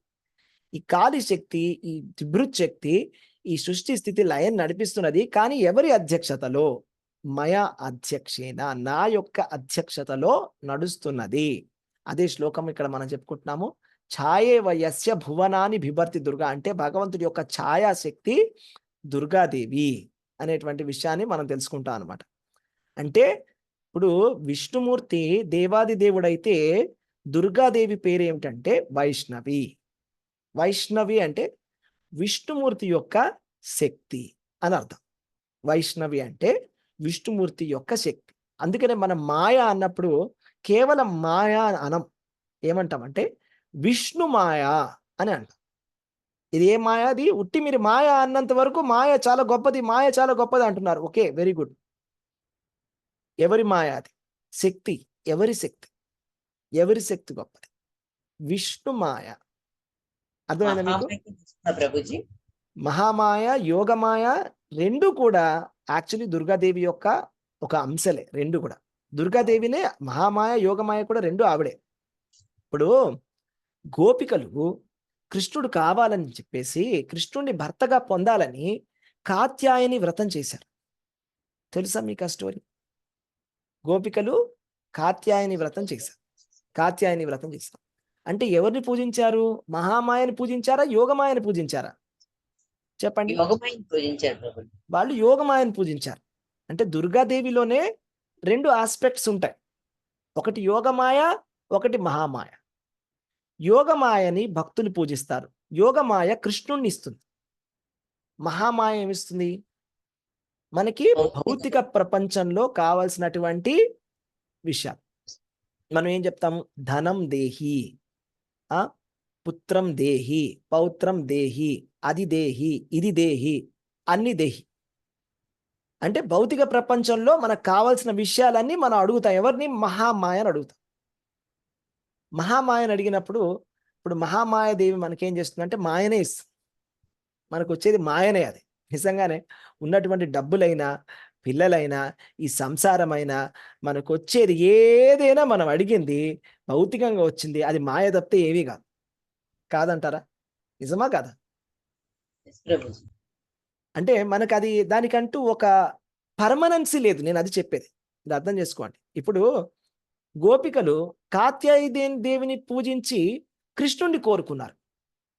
అదే మనం కూడా దుర్గాదేవిని పూజించి నాకు కృష్ణుడొద్దు, నాకు ఒక కారు కావాలని కోరుకున్నాం అనుకోండి ఫర్ ఎగ్జాంపుల్. రెండిటికి తేడా ఇదే. ఒకవైపు మనం మాయని కోరుకుంటారా, మీరు కృష్ణుడిని కోరుకుంటారా? అర్థమైందా మీరు? మీరు ఎప్పుడైతే అందుకనే అభక్తులు ఏం చేస్తారంటే మహామాయని పూజిస్తారు. దుర్గాదేవి ఒకళ్ళే అని మనం అనుకుంటాం, కాదు. అంటే అభక్తులు పూజించేటువంటి దుర్గాదేవి ఎవరు అంటే మహామాయ. భక్తులు పూజించేటువంటి దుర్గాదేవి ఎవరు అంటే యోగమాయ. అంటే అది భౌతికము, ఇది ఆధ్యాత్మికము ఇది ప్రభుజీ. భౌతికము, ఇది ఆధ్యాత్మికం. అంటే ఈ దుర్గాదేవి బృందావనంలో పౌర్ణమాసి అని ఒక ఆవిడ ఉంటారు. పౌర్ణమాసి విన్నారు ఎప్పుడైనా పేరు? పౌర్ణమాసి. పౌర్ణమాసి ఎవరంటే చాలా పెద్ద ఆవిడ అంటారు కదా ప్రభు. ఏమండి? గోకులంలో అందరికన్నా చాలా పెద్ద ఆవిడ అంటారు ఆవిడ. ఆవిడ పెద్ద ఆవిడ, గోకులంలో చాలా పెద్ద ఆవిడ పౌర్ణమాసి. పౌర్ణమాసి అంట. అంత ఒక పెద్ద విలేజ్ హెడ్ లాగా అందరు వెళ్ళి ఆవిడ దగ్గర పర్మిషన్ తీసుకుంటారు. అలాగే కృష్ణుడి లీలలన్నీ కూడా చేసి నడిపించే కృష్ణుడి లీలలన్నీ కూడా ఆవిడ ఆధ్వర్యంలో అన్ని కూడా సెట్టింగ్ జరుగుతున్నారు బృందావనం. సో కాబట్టి యోగమాయ పౌర్ణమాసి దేవి కింద వస్తుంది. కానీ మనము దుర్గాదేవిని మనం ఎప్పుడైతే కృష్ణుడితోటి సంబంధం లేకుండా దుర్గాదేవిని పూజిస్తామో అప్పుడు మనం మహామాయను పూజిస్తున్నాము. మనకు వచ్చేది కూడా ఓన్లీ తాత్కాలికమైనటువంటి శక్తులు, తాత్కాలికమైనటువంటి విషయాలే మనకు వస్తాయి. అర్థమవుతుందా మీకు? కాబట్టి మనం అర్థం చేసుకోవాల్సిన విషయం ఏంటంటే శక్తిని, శక్తివంతుణ్ణి పూజించడంలో తేడా ఉంది. శక్తిమంతుణ్ణి పూజిస్తే గనక మీకు భక్తి దొరుకుతుంది, భగవంతుడు దొరుకుతాడు. శక్తిమంతుణ్ణి పూజించాలి. లేకపోతే యోగమాయని, మీరు సపోజ్ దుర్గాదేవిని పూజించినా యోగమాయని పూజించాలి. అదే మనము కృష్ణుడితో సంబంధం లేకుండా దుర్గాదేవిని పూజించినా, లేకపోతే డైరెక్ట్గా మనం అమ్మవారి యొక్క పూజలు చేస్తే ఇదంతా కూడా ఏమవుతుందంటే అది భౌతికమైతుంది. భౌతికం అంటే ఎవరైతే చాలా భౌతికంగా ఉంటారో, అంటే వాళ్ళ ఆధ్యాత్మికం అంటే ఏంటి? నేను శరీరాన్ని కాదు, నేను ఆత్మని. ఈ నాలెడ్జ్ లేకుండా ఎవరైతే ఉంటారో ఆ శారీరకమైనటువంటి నెసెసిటీస్ని, నీడ్స్ని కోరుకుంటారో వాళ్ళు మహామాయని పూజిస్తారు. సో ఇంతవరకు మీకు క్లారిటీ వచ్చిందా? హరే కృష్ణ. రైట్? అర్థమైందా అండి? శక్తికి కోరికలు హరే ఏమండి? కృష్ణ ప్రభు. చెప్పండి. ఎటువంటి కోరికలు లేకుండా పూజ చేస్తే ఏమవుతుంది ప్రభుజీ? అంటే భావన, ఎటువంటి భావన లేకుండా, ఎటువంటి భావన లేకుండా మనం పూజిస్తే మనకి అమ్మవారు కృష్ణ భక్తిని ఇస్తుంది. నేను మీకు ఒక స్టోరీ చెప్తా. ఒక భక్తుడు ఉండేవాడు. ఒక భక్తుడు అంటే కాళికాదేవి భక్తుడు ఉండేవాడు. ఆయన పేరు చండీదాస్. చండీదాస్ అని ఒక కాళికా భక్తుడు ఉండేవాడు. ఆయన ప్రతిరోజు కాళికాదేవికి ఆయన గార్డెన్లోంచి పూలన్నీ తెంపి అద్భుతంగా పూజ చేసేవాడు. ప్రతిరోజు పూజ చేస్తుండేవాడు. ఆయన తమ్ముడు ఒక ఆయన ఉన్నాడండి. ఆయన వైష్ణవ భక్తుడు, కృష్ణ భక్తుడు. ఒకరోజు నాడు ఈ తమ్ముడు వాళ్ళ ఇంటికి వచ్చాడు. చండీదాసుడి ఇంటికి వచ్చాడు. వచ్చి ఒక పువ్వు తెంపాడు. తెంపి కృష్ణుడికి ఇచ్చాడు. కృష్ణుడికి ఇచ్చిన తర్వాత చండీదాసుడు, ఆయనకు తెలియదు కృష్ణుడికి ఇచ్చారు ఈ పువ్వునని. ఆ పువ్వుని తీసుకెళ్ళి కాళికాదేవి పూజ చేస్తే కాళికాదేవి ప్రత్యక్షమైంది. ప్రత్యక్షమైతే ఆశ్చర్యపోయాడు. అమ్మ, నేను ఇన్ని సంవత్సరాలుగా నేను మిమ్మల్ని పూజ చేస్తున్నాను, మీరు ఎప్పుడూ రాలేదు, అలాంటిది ఇప్పుడు ఎలా వచ్చారంటే అప్పుడు అన్నారు, నువ్వు నాకు ఇచ్చినటువంటి పూలు ఏవైతే ఉన్నాయో అవి కృష్ణ భగవానుడికి అర్పించినటువంటి పువ్వులు, అందుకే నేను ప్రత్యక్షమయ్యాను అని. అవునా అని అడుగుతాను. దేవాది దేవుడు ఎవరు అంటే శ్రీకృష్ణ భగవానుడు అని చెప్తాను. అప్పుడు ఆ చండీదాసుడు, ఆయన పేరే చండీదాస్, ఆయన మహాకవి అయ్యాడు. ఆయన చాలా గొప్ప రాధాకృష్ణ కీర్తనలని రాయడం జరిగింది. ఎన్నో కీర్తనలు రాశాడు ఆయన చండీదాసుడు. ఆ కీర్తనలు చాలా సీక్రెట్ అన్నమాట. అవి రాధాకృష్ణుల యొక్క రాసలీలల స్టోరీస్, ఆ పాటలు చాలా సీక్రెటివ్గా ఉంటాయి. అవి మనం పబ్లిక్లో డిస్కస్ చేసే స్టోరీస్, పాటలు కావు. ఈ చండీదాసుడు రాసినటువంటి పాటల్ని చైతన్య మహాప్రభు సైతం పాడేవాడు. మీకు అర్థమైందా? అలాగే నేను మీకు ఇంకొక 2 కథలు చెప్తాను, మీకు క్లారిటీగా అర్థమైపోతుంది విషయం ఏంటి. ఒకరోజు ఏం జరిగిందంటే పరమశివుడు పరవశంతోటి నృత్యం చేస్తున్నాడు. పరవశంతోటి నృత్యం చేస్తుంటే అమ్మవారు పార్వతీదేవి వెళ్ళి అడిగింది, మీరు ఎందుకు ఇంత సంతోషంగా ఉన్నారు అని. అప్పుడు ఆయన అన్నాడు, నేను విష్ణుమూర్తి యొక్క ప్రసాదాన్ని తీసుకోవడం జరిగింది. నాకు కొంత విష్ణుమూర్తి ప్రసాదాన్ని ఇవ్వడం జరిగింది. నారదుడు వచ్చి ఇచ్చాడు నాకు. ఆ ప్రసాదం నేను తీసుకోవడం వల్ల నాకు చాలా పరమానందంగా ఉంది, అందుకే నృత్యం చేస్తున్నాను. అయితే అప్పుడు పార్వతీదేవి అలిగింది. పార్వతీదేవి అంది, నేను అర్ధాంగిని కదా, మీరేం తీసుకున్నా అందులో సగం నాకు ఇవ్వాలి కదా, అలాంటిది మీరే పూర్తిగా తీసుకొని మీరే సంతోషంగా ఉంటారా, ఆ అలౌకికమైనటువంటి ఆనందాన్ని నాతో పంచుకోరా అని అంటుంది. అయితే అప్పుడు పరమశివుడు ఏం చెప్తారంటే, నువ్వు తపస్సు చేయి, నువ్వు తపస్సు చేస్తే నీకు కూడా ప్రసాదం లభిస్తుంది. అప్పుడు పార్వతీదేవి ఎన్నో వేల సంవత్సరాలు, ఎన్నో వేల లక్షల సంవత్సరాలు తపస్సు చేసిన తర్వాత విష్ణుమూర్తి ప్రత్యక్షమై అడుగుతాడు, ఏమి కావాలి వరం అని. అప్పుడు అంటుంది అనమాట, నాకు ప్రసాదము కావాలి అని. అయితే అప్పుడు అంటాడు, కలియుగములో నేను పురుషోత్తముడి కింద వస్తాను. ఏంటి? జగన్నాథుడి కింద, జగన్నాథ్ పురిలో పూరి జగన్నాథుడి కింద వచ్చినప్పుడు అక్కడ సీమంతిని దేవి కాదు, నేను జగన్నాథ్ స్టోరీ చెప్తాను. జగన్నాథుడి కింద వచ్చినప్పుడు నేను జగన్నాథుడి కింద నీలాద్రి పర్వతం పైన ఉంటాను. అక్కడ నాకు 56 భోగాలు, 56 సార్లు భోజనం వాళ్ళు భోగం పెడతారు, ప్రసాదం 56 సార్లు పెడతారండి భోజనం, నైవేద్యం. ఆ నైవేద్యం ప్రతిసారి కూడా నాకు ఇచ్చిన తర్వాత నీకు ఇస్తారు. విమలాదేవి, ఎవరెవరు వెళ్ళారు జగన్నాథ్ పురికి? నేను వెళ్ళాను ప్రభు, చూశాను నేను అమ్మవారిని. విమలాదేవి చూసారా? వెనకాల టెంపుల్ ఉంటుంది. చూశాను ప్రభు. వాళ్ళు కూడా పద్ధతి ఏంటంటే అక్కడ ఫస్ట్ జగన్నాథుడికి పెడతారు ప్రసాదం, నైవేద్యం. ఆ భగవంతుడి ఉచ్చిష్టము, ఆ ప్రసాదాన్ని, నైవేద్యం, భగవంతుడి యొక్క ప్రసాదాన్ని తీసుకెళ్లి విమలాదేవికి పెడతారు. విమలాదేవి దుర్గాదేవి లక్ష్మి కూడా ఉంటుంది. దుర్గాదేవికి వెళ్ళే పెడతారు. తర్వాత దుర్గాదేవి స్వీకరించిన తర్వాత దాన్ని ఆనంద బజార్లో ఇస్తారు అందరికి. అప్పుడు అది మహాప్రసాదం అవుతుంది. అర్థమైందా మీకు? కాబట్టి ఇది ఒక స్టోరీ. అలాగే రీసెంట్గా కూడా మేము చైతన్య మహాప్రభు ఒక స్టోరీ చెప్తాను మీకు. మొన్న రీసెంట్గా మేము వెళ్ళాము మాయాపూర్కి. మాయాపూర్లో వెళ్ళినప్పుడు అక్కడ సీమంతిని దేవి స్టోరీ చూసాం. సో సీమంతిని సిమిలర్ గా ఉంటుంది. అవును, స్టోరీ సిమిలర్ గా ఉంటుంది. సీమంతిని దేవి కథ విన్నాం. ఒకరోజు సిమిలర్ గా ఉంటుంది. పరమశివుడు పరవశంతో నృత్యం చేస్తున్నాడు. అయితే గౌరాంగా నృత్యం చేస్తున్నాడు, గౌరాంగా నృత్యం చేస్తున్నాడు, గౌరాంగా నృత్యం చేస్తున్నాడు, గౌరాంగా అని. అయితే పార్వతీదేవి వచ్చి అడిగింది, మీరు ఎప్పుడు గోవింద, కృష్ణ, రామ నామాలతోటి మీరు జపం చేయడం నేను విన్నాను, ఇదేంటి కొత్త నామము, గౌరాంగ నామం ఏంటి అని. అయితే ఇక్కడ మనకి ఒక శివ అష్టకం అనేటువంటి ఒక అష్టకం కూడా ఉందండి. శివ అష్టకం వచ్చేసి ఎవరు రాశారంటే చైతన్య మహాప్రభు రాశాడు. అంటే శివుణ్ణి పొగుడుతూ చైతన్య మహాప్రభు శివాష్టకం రాశారు. ఆ శివాష్టకంలో ఏం రాశారంటే, శ్రీరామ గోవింద ముకుంద సౌరే శ్రీకృష్ణ నారాయణ వాసుదేవ ఇత్యాది నామామృతపానమత్త భృంగాదిపయాఖిల దుఃఖ హంత్రే అని. అంటే శివుణ్ణి పూజిస్తున్నాడు, పొగుడుతున్నాడు. ఎవరు? చైతన్య మహాప్రభు. ఏమని? శ్రీకృష్ణ గోవింద ముకుంద సౌరే శ్రీరామ గోవింద ముకుంద సౌరే శ్రీకృష్ణ నారాయణ వాసుదేవ ఇది ఆది నామామృత పానమత్త.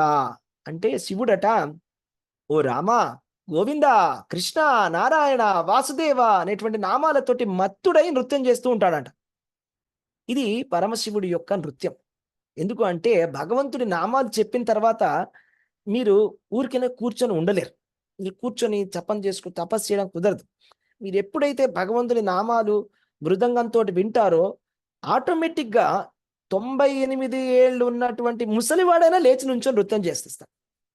అలాంటి వీడియోలు కూడా ఉన్నాయి, కావాలంటే చూపిస్తాను. 98 సంవత్సరాల ఆయన రాధాకృష్ణ కీర్తన జరుగుతుంటే లేచి ఎగిరి గంతు వేసేస్తున్నాడు. అది భగవంతుడి నామం వినంగానే అలా ఉంటుంది అనమాట. అలా పరమశివుడు గంతేస్తున్నాడు. కాకపోతే రామ ముకుంద సౌరే హరి అని కాకుండా గౌరాంగ అని చెప్తున్నాడు. గౌరాంగ అంటుంటే గౌరాంగ ఏంటండి అని అన్నాడు. గౌరాంగ నామం అంటే శ్రీకృష్ణ భగవానుడు కలియుగములో అవతారం ఎత్తబోతున్నాడు. గౌరాంగుడి కింద. గౌరాంగుడు అంటే చైతన్య మహాప్రభువు. చాలా చాలా చాలా చాలా చాలా ఆయన కరుణామయుడు. ఎందుకంటే కృష్ణ ప్రేమని అందరికీ ఇచ్చేస్తాడు. ఏమి క్వాలిఫికేషన్ చూడడు. ఇతనికి తపస్సు ఉందా, అనుష్ఠానం ఉందా, ఇతను ఏ కులానికి చెందినవాడు, ఏది చూడడు. అందరికీ ఇచ్చేస్తాడు కృష్ణ ప్రేమని. అంత కరుణామయుడు ఈ గౌరాంగ. ఆయన ఎప్పుడు రాధాకృష్ణుడు యొక్క లీలలలో మత్తుడై ఉంటాడో ఆ గౌరాంగుణ్ణి నేను తలుచుకుంటున్నాను. అయితే నేను ఎలా చూడాలి అని అడిగితే నువ్వు తపస్సు చేయని చెప్తా. తపస్సు చేసి పార్వతీదేవి 1000 సంవత్సరాలు తపస్సు చేసిన తర్వాత చైతన్య మహాప్రభు కనిపిస్తాడు.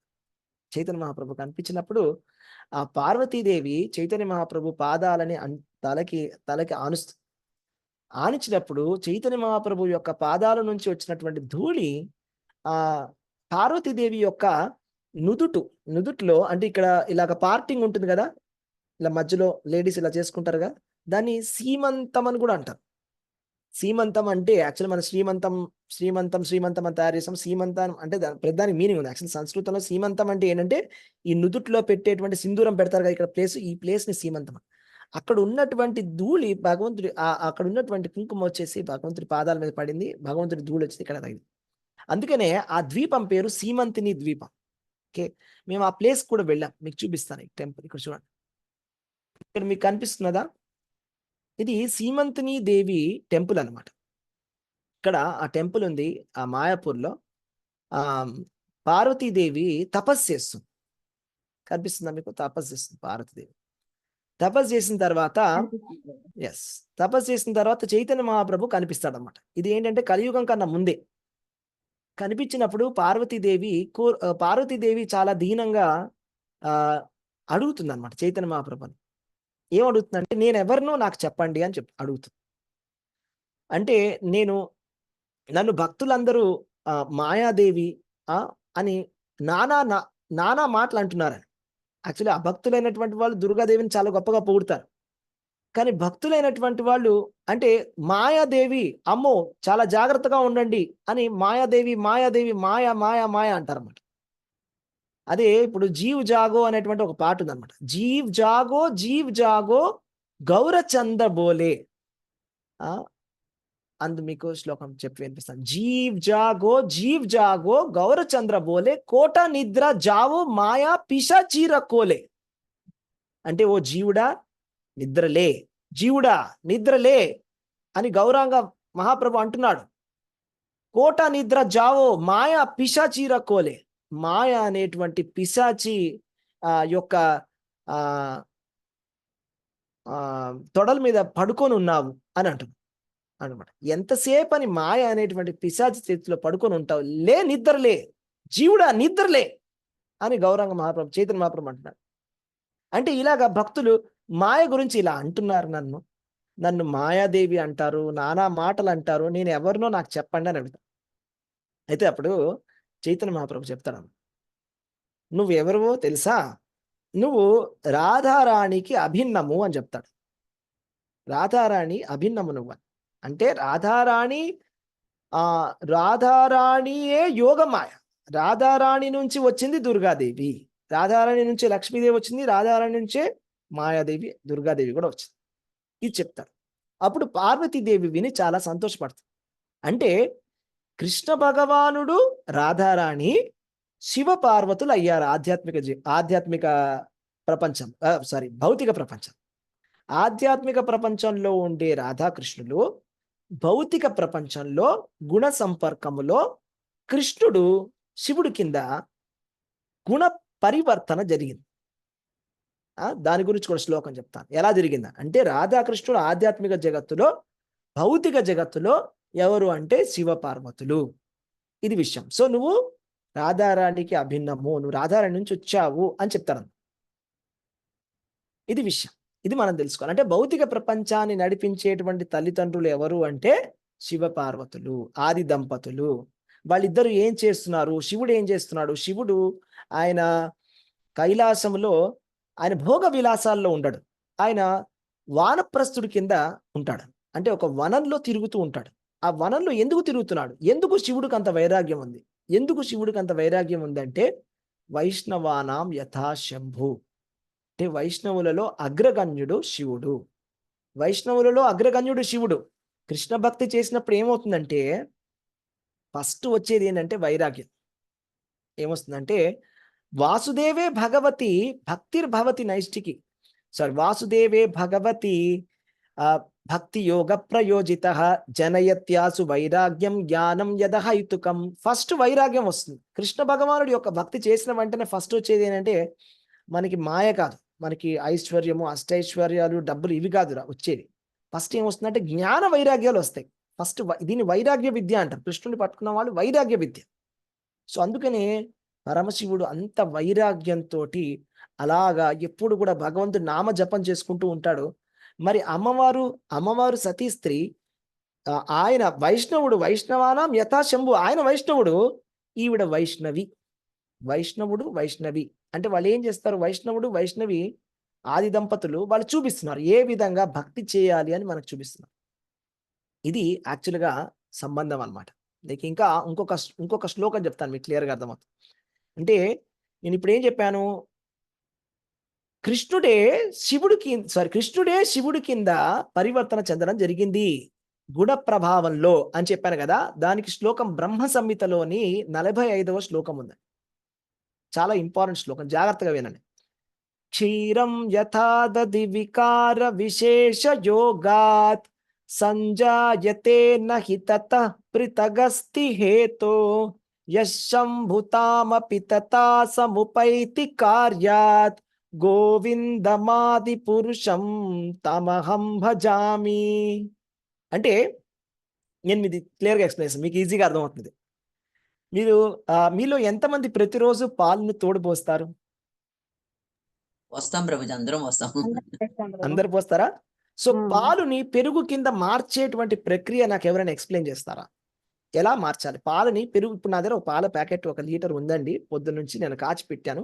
ఇప్పుడు దీన్ని పెరుగు కింద మార్చాలి. ఎలా మార్చాలో చెప్పండి దయచేసి. కొంచెం గోరువెచ్చగా ఉన్నప్పుడు కొంచెం పెరిగేస్తే అది త్వరగా ఇది అవుతుంది ప్రభుజీ. వేడి పాల మీద వేస్తే ఇరిగిపోతుంది. గోరువెచ్చగా ఉన్న పాలల్లో తోడు వేస్తే చక్కగా తోడుకుంటుంది ప్రభుజీ. హరే కృష్ణ. గోరువెచ్చటి పాలలో కొద్దిగా పెరుగు తీసుకొని పాలలో కలిపినట్టయితే పాలు పెరుగైంది. అవునా? అదే ఇక్కడ శ్లోకం. క్షీరం యథా దధి వికార విశేష యోగాత్. క్షీరం ఏ విధంగా అయితే, దధి, క్షీరం అంటే సంస్కృతంలో పాలు, దధి అంటే తెలుగులో సంస్కృతంలో పెరుగు. క్షీరం యథా దధి వికార విశేష యోగాత్.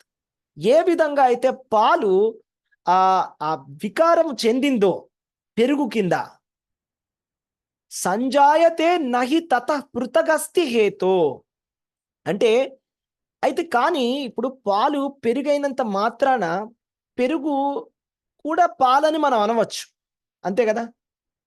పెరుగుని మనం పాలు కాదు అని మనం చెప్పగలమా? ఇప్పుడు పాల ప్యాకెట్ ఉంది, 1 లీటర్ పాల ప్యాకెట్లో నేను ఒక చుక్క పెరుగేస్తే పెరుగైంది. అయితే ఇప్పుడు ఉన్నది పాలే కదా పెరుగు కింద మారింది. ఆ రెండు కలిసే కదా ప్రభు. పాలల్లో అన్ని పాలల్లో ఒక చుక్క పెరుగు వేస్తే, అంటే చుక్క అనేది కొంచెం పెరుగు అనేది. కాబట్టి ఒక విధంగా చూస్తే పెరుగుని మనం పాలను కూడా అనొచ్చు కదా. పాల ఉత్పత్తులు అనొచ్చు ప్రభు. పాల ఉత్పత్తి అంటే పాల నుంచి వచ్చింది, పాల ప్రోడక్టే, మిల్క్ నుంచే వచ్చింది కదా. బృందావనంలో వాళ్ళు పాలట ఎన్నో లీటర్లు పాలు వాళ్ళు పితికేవాళ్ళు. అయితే పాలు అమ్మకూడదు వేదం ప్రకారం. కాబట్టి వాళ్ళు ఏం చేస్తారంటే పాలని పెరుగు కింద చేసి పెరుగుని అమ్ముతారు. రాధారాణి గోపికలు అందరూ కూడా పెరుగు తీసుకొని అమ్మడానికి వెళ్తే కృష్ణుడు అడ్డంగా వచ్చి ట్యాక్స్ అడిగేవాడంట. నాకు ట్యాక్స్ కట్టాలి, నేనే రాజునని. అయితే వెళ్ళి కంసుడు కంప్లైంట్ చేస్తా అందంట రాధారాణి. అంటే పెరుగు, పాలు పెరుగు గురించి చెప్తున్నా ఇక్కడ. అంటే పాలు పెరుగు కింద మారింది. ఏ విధంగా మారింది? పాలలో కొద్దిగా పెరుగేస్తే అది పెరుగైపోయింది. అదే విధముగా యశంభుతాం అపి తథా సముపైతి కార్యాత్, అంటే గోవిందమాది పురుషం తమహం భజామి, అంటే కృష్ణ భగవానుడే శంభువు కింద మారిపోయేనాడు. ఎందుకు? కార్యము. ఏ కార్యము? సముపైతి కార్యం. ఏమి కార్యము? శంభువు చేసేటువంటి కార్యం ఏంటి? పరమశివుడు చేసేటువంటి కార్యం ఏంటండి? లయ కార్యం. లయ కార్యం. లయము చేయాలనేటువంటి ఉద్దేశముతోటి కృష్ణ భగవానుడే శివుడి కింద మారినాడు. అది విషయం. అలాగని అలా చూస్తే మనం కొంతసార్లు మనం శివకేశవ అభేదం అని హరిహరమూర్తిని కూడా మనం పూజిస్తాం. ఎందుకు అంటే ఈ పాలకి పెరుగుకి తేడా లేదు. ఎందుకంటే నేను ఇందాక చెప్పుకున్నాం, పెరుగు అనేది పాల యొక్క ఉత్పత్తి. పాల నుంచి పెరుగు వస్తుంది, పెరుగు నుంచి పాలు రాదు. ఇది మొదటి విషయం. పెరుగు నుంచి పాలు వస్తుంది ఎక్కడ? మీరు వెనక్కి తీయగలరా? రివర్స్ చేయగలరా? పెరుగుని పాల కింద రివర్స్ చేయలేం. ఓకే. ఇంకొక ఇందులో ఉండే ఫిలాసఫీ ఎంతో డెప్త్ ఉంది అందులో. మీరు పాలలో పెరుగు కలిపితే పెరుగు వచ్చిందని చెప్తున్నాం కదా, దానిలో ఫిలాసఫీని చాలా జాగ్రత్తగా వినండి. ఇది వచ్చేసి భాగవతంలోని దశమ స్కందములోని 88th చాప్టర్. ఇది 88th చాప్టర్. భాగవతంలో దశమ స్కందంలో 88వ చాప్టర్లో ఒక స్టోరీ వస్తుంది. అందులో పరీక్షిత్ మహారాజు శుకుడిని ఒక ప్రశ్న అడుగుతాడనమాట. శుకుడిని ఒక ప్రశ్న అడగడం జరుగుతుంది అనమాట. అయితే ఈ ప్రశ్న ఏంటంటే, అడిగినప్పుడు ఏమడుగుతారంటే, ఎలాగా శివుడికి విష్ణువుకి ఉన్నటువంటి తేడా ఏమిటి అని అడుగుతారు. అడిగినప్పుడు యుధిష్ఠిర మహారాజు దానికి సమాధానం, యుధిష్ఠిర మహారాజు కృష్ణుడిని అడగడం జరుగుతుంది. ఓకే. అప్పుడు శుకదేవ గోస్వామి ఈ విధంగా చెప్తున్నాడు దానికి సమాధానం, కృష్ణుడికి శివుడికి ఉన్నటువంటి తేడా ఏమిటి అని. శివుడు ఎప్పుడు కూడా తన శక్తితోటి కలిసి ఉంటాడు. ఏంటా శక్తి? ప్రకృతి శక్తి. అందరూ ఒప్పుకుంటారా? శివశక్తులని మీరు సపరేట్ చేయలేరు. అవునా? నిజమేనా? Yes or no? ప్రకృతి పురుషుడు లాగా ఎప్పుడు కలిసే ఉంటారు. శివశక్తులు అది మనం చెప్తాం కదా, ఒక మాటకి మాట యొక్క అర్థానికి ఉన్నటువంటి ఎలాగైతే కనెక్షన్ ఉందో ఆ విధంగా శివుడికి శక్తికి కనెక్షన్ ఉందని మనం చెప్తాం కదా. శివుడు ఎప్పుడు కూడా ఆ భౌతిక ప్రకృతి శక్తితో కలిసి ఉంటాడు, భౌతిక శక్తితోటి కలిసి ఉంటాడు. అందుకనే అది ఈ భౌతిక శక్తితో కలిసి ఉండి ఆ 3 రకాలైనటువంటి సత్వ రజస్తమో గుణాల యొక్క వికారం అనేది చెందుతుంది అనమాట. ఆ అహంకార తత్వం.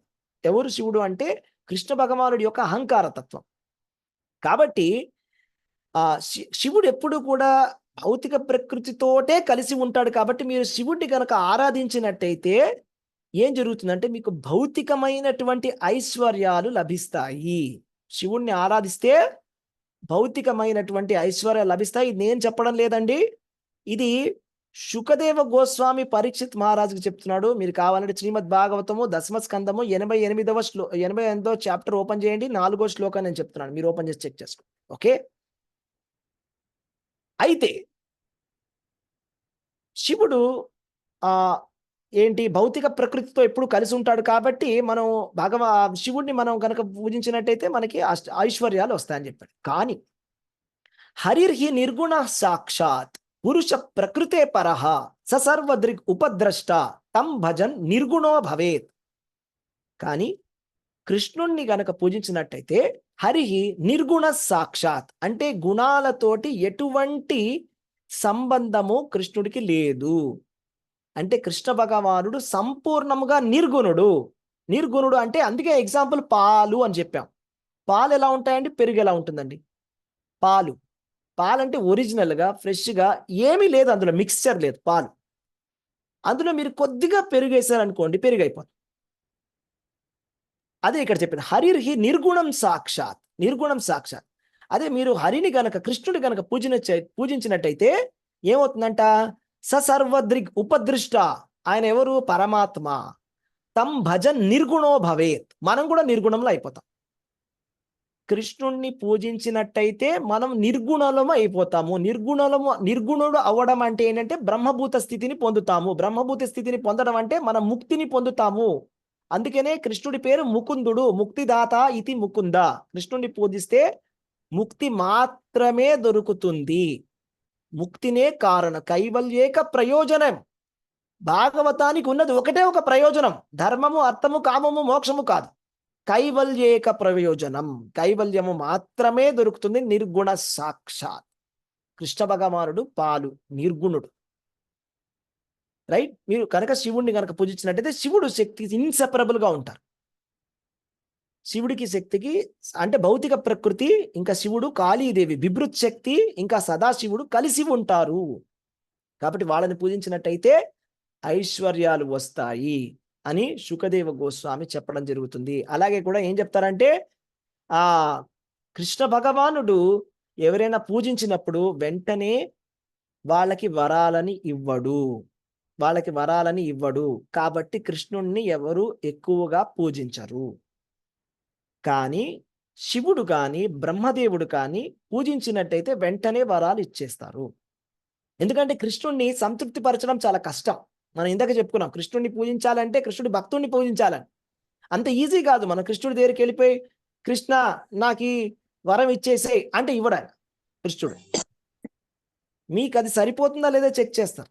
అంటే ఇప్పుడు మీకు సపోజ్ మీకు చిన్నపిల్లాడు ఉన్నాడు, ఆస్తమా రోగం ఉంది, వెళ్ళి నాకు ఐస్ క్రీమ్ కావాలి అంటే వెంటనే మనం కొనిచ్చేస్తామా? లేదు, నువ్వు ఐస్ క్రీమ్ తిన్నావంటే నీకు ఐస్ క్రీమ్ తిన్నావంటే ఇప్పుడు నువ్వు హాస్పిటల్కి పోవాలని కదా. అది చూస్తాడు కృష్ణుడు. మీకు యోగ్యత ఉందా, మీకు అది ఆధ్యాత్మికంగా మీకు ఎంత హెల్ప్ అవుతుందా, అది ఇంపార్టెంట్ అక్కడ. కాబట్టి కృష్ణుడు వెంటనే సంతృప్తి పరడు. మీరు వెంటనే పూజ చేయగానే వెంటనే వరాలు ఇచ్చేయడు, చూసే ఇస్తాడు, ఊరికనే ఇవ్వడు. కానీ ఎవరైతే కనుక కానీ ఇక్కడ ఏం చెప్తున్నారంటే బ్రహ్మదేవుడు, శివుడు వాళ్ళు వెంటనే వరాలు ఇస్తారు, వెంటనే కోపం కూడా వస్తుంది వాళ్ళకి. వరాలు త్వరగా ఇస్తారు, మీరు అనుకోకండి అలాగా. ఎందుకంటే ఇక్కడ చెప్తున్నాడు, ఎవరు శుకదేవ్ కోసం చెప్తున్నాడు, వాళ్ళు వెంటనే వరాలు కూడా ఇస్తారు, వెంటనే కోపం కూడా వాళ్ళకు వస్తుంది, వాళ్ళు వెంటనే శాపం కూడా పెడతారని. వాళ్ళకి వెంటనే శ్లోకం చెప్తాను వినండి. శ్రీ శుకవాచ శాప ప్రసాదయోర్ ఈశ బ్రహ్మ విష్ణుర్ శివాదయ సద్య శాప ప్రసాదోంగో శివ బ్రహ్మణ అచ్యుత. అంటే శాపము ప్రసాదము రెండు ఉంటాయి, వరము శాపం. శాప ప్రసాద ఈశ బ్రహ్మ విష్ణు శివాదయ సద్య అంటే శివుడు, విష్ణువు, బ్రహ్మదేవుడు శాపమైనా పెట్టగలరు, వరమైనా ఇవ్వగలరు, ఈ ముగ్గురు కూడా. అయితే మరి వీళ్ళలో తేడా ఏంటి? సద్య శాప ప్రసాద అంగ శివ బ్రహ్మ అంటే వెంటనే, సద్య అంటే వెంటనే శాపం ఇచ్చేస్తారు, వెంటనే వాళ్ళు వరం కూడా ఇచ్చేస్తారు. నా అచ్యుత కృష్ణుడు అలా కాదు, వెంటనే శాపం కూడా ఇవ్వడు, వెంటనే వరం కూడా ఇవ్వడు. దానికి ఒక ప్రాసెస్ ప్రతిదానికి. అందుకనే మేము ఎప్పుడు అంటుంటాం ప్రాసెస్ ఫాలో అవ్వండి అని. ప్రాసెస్ ఫాలో అవ్వాలి. కృష్ణుణ్ణి మనం పట్టుకోవాలని, కృష్ణుణ్ణి మనం మెప్పించాలంటే గురువు ద్వారా వెళ్ళాలి. అవును ప్రభుజీ, అది అంత ఈజీ కాదు. మనం ఏదైనా వెళ్ళిపోయి కృష్ణుని అడిగితే కృష్ణుడు వెంటనే ఇవ్వడు. మనం చూస్తాడు, మీకు అవసరమా, అవసరం లేదా, మీకు అవసరం లేదంటే ఇవ్వడు. ఇంకా కోపం వచ్చిందంటే వైరాగ్యమే వస్తుంది ప్రభుజీ. ఏ కోరికలు లేకుండా కృష్ణుని పూజ చేస్తే మనకు వచ్చేది వైరాగ్యమే. అది 100% సో ఇంత డెప్త్ ఫిలాసఫీ అనేది ఉన్నది. హరే కృష్ణ, చెప్పండి ప్రభుజీ. మనం జన్మ తీసుకొని వచ్చాం కదా ప్రభుజీ ఆల్రెడీ. మనం ఇప్పుడు మరి మనం లయం అయిపోవాలి కదా, ఎప్పటికైనా సరే భూమిలోకి వెళ్ళిపోవాలి పరమశివుని దగ్గరికి. అట్లాంటప్పుడు మనం శివుణ్ణి పూజించాలిగా ప్రభుజీ. మనం ఆత్మలం కదా, మనము కృష్ణ భగవాను పూజించాలంటారు. అవును. ఇప్పుడు చూడండి, ఫస్ట్ విషయం ఏంటంటే కృష్ణుడు శివుడు వేరే వేరే కాదు. ఫస్ట్ విషయం కృష్ణుడి యొక్క వికారమే, కృష్ణుడి యొక్క గుణ అవతారమే శివుడు. మొదటి విషయం గుణ అవతారం అంటే ఎలాగైతే పెరుగులో పాలలో కొద్దిగా పెరిగేస్తే పెరుగు ఎలా వచ్చిందో అలాగే శివుడు. రెండో విషయం ఏంటంటే మీరేం చెప్పారు, మనం చనిపోయిన తర్వాత ఎలాగో లయం అవ్వాల్సిందే అని. మనం చనిపోయిన తర్వాత లయం అయ్యేది మన శరీరం. దేహము, కానీ మన శరీరం కాదు. మనం ఎవరము? ఆత్మలము. ఆత్మలం. ఆత్మ ఎవరి అంశ? మల్లమ్మ ప్రభు ఆత్మ ఎవరి యొక్క అంశ? కృష్ణుని మమైవాంశో జీవభూతే కృష్ణ జీవలోక. కృష్ణుడి యొక్క అంశం, పరమాత్మ యొక్క అంశలం మనం. పరమాత్మ యొక్క అంశం. అది ఈ విషయం. పరమాత్మ. మనం అందరం కృష్ణ భగవానుడి యొక్క అంశలము కాబట్టి కృష్ణుడిని పూజించాలి. అది ఆ ఫిలాసఫీ. ఇంత డీప్ ఫిలాసఫీ ఉంది, ఇంత లోతుంది ఇక్కడ. నేను అన్నదే అది ఇదే మాత్రమే ప్రభుజీ. నేను అన్నదే విద్యాహంకారము. నేను అన్నది లేదు అక్కడ. నేను అన్నది దేహము కాదు ఆత్మని ఎప్పుడైతే తెలుసుకుంటామో ఈ దేహం మీద ఉన్న కోరికలన్నీ కూడా పోతాయి. ఈ దేహం ఏంటి ఊరికే ఆత్మని మనం ఒక ఆత్మ దేహాన్ని తీసుకుంది అని కదా ప్రభు చెప్తున్నారు ఇప్పుడు. అవును. అయితే ఎస్ మచ్ కరెక్ట్. బ్రహ్మ శివుడు ఎవరు అంటే భక్తి అవతారాలు, గుణ అవతారాలు అంటారండి. ఇప్పుడు మళ్ళీ మన శ్లోకానికి వచ్చేద్దాం. ఒకసారి మళ్ళీ మన వెనక్కి శ్లోకానికి వద్దాం. ఇప్పుడు మన శ్లోకానికి వద్దాం. ఇప్పుడు మీకు శ్లోకం అర్థమవుతుంది. ఇంత చెప్పిన తర్వాత మీకు శ్లోకం అర్థమవుతుంది. ఏంటి ఆ శ్లోకం? ఒకసారి మళ్ళీ చెప్పుకుందాం. సత్వం రజస్తమయితి ప్రకృతిర్గుణాస్తైర్ యుక్త పరపురుష ఏక ఇహాస్య ధాతే స్థిత్యాద్యే హరివిరించ హరేతి సంజ్ఞా శ్రేయాంసి తత్ర ఖలు సత్వతనోనృణాం స్యు. ఒకసారి ట్రాన్స్లేషన్ చదవండి. ఎన్నోది? 23 1వ స్కందం 2వ అధ్యాయం 23.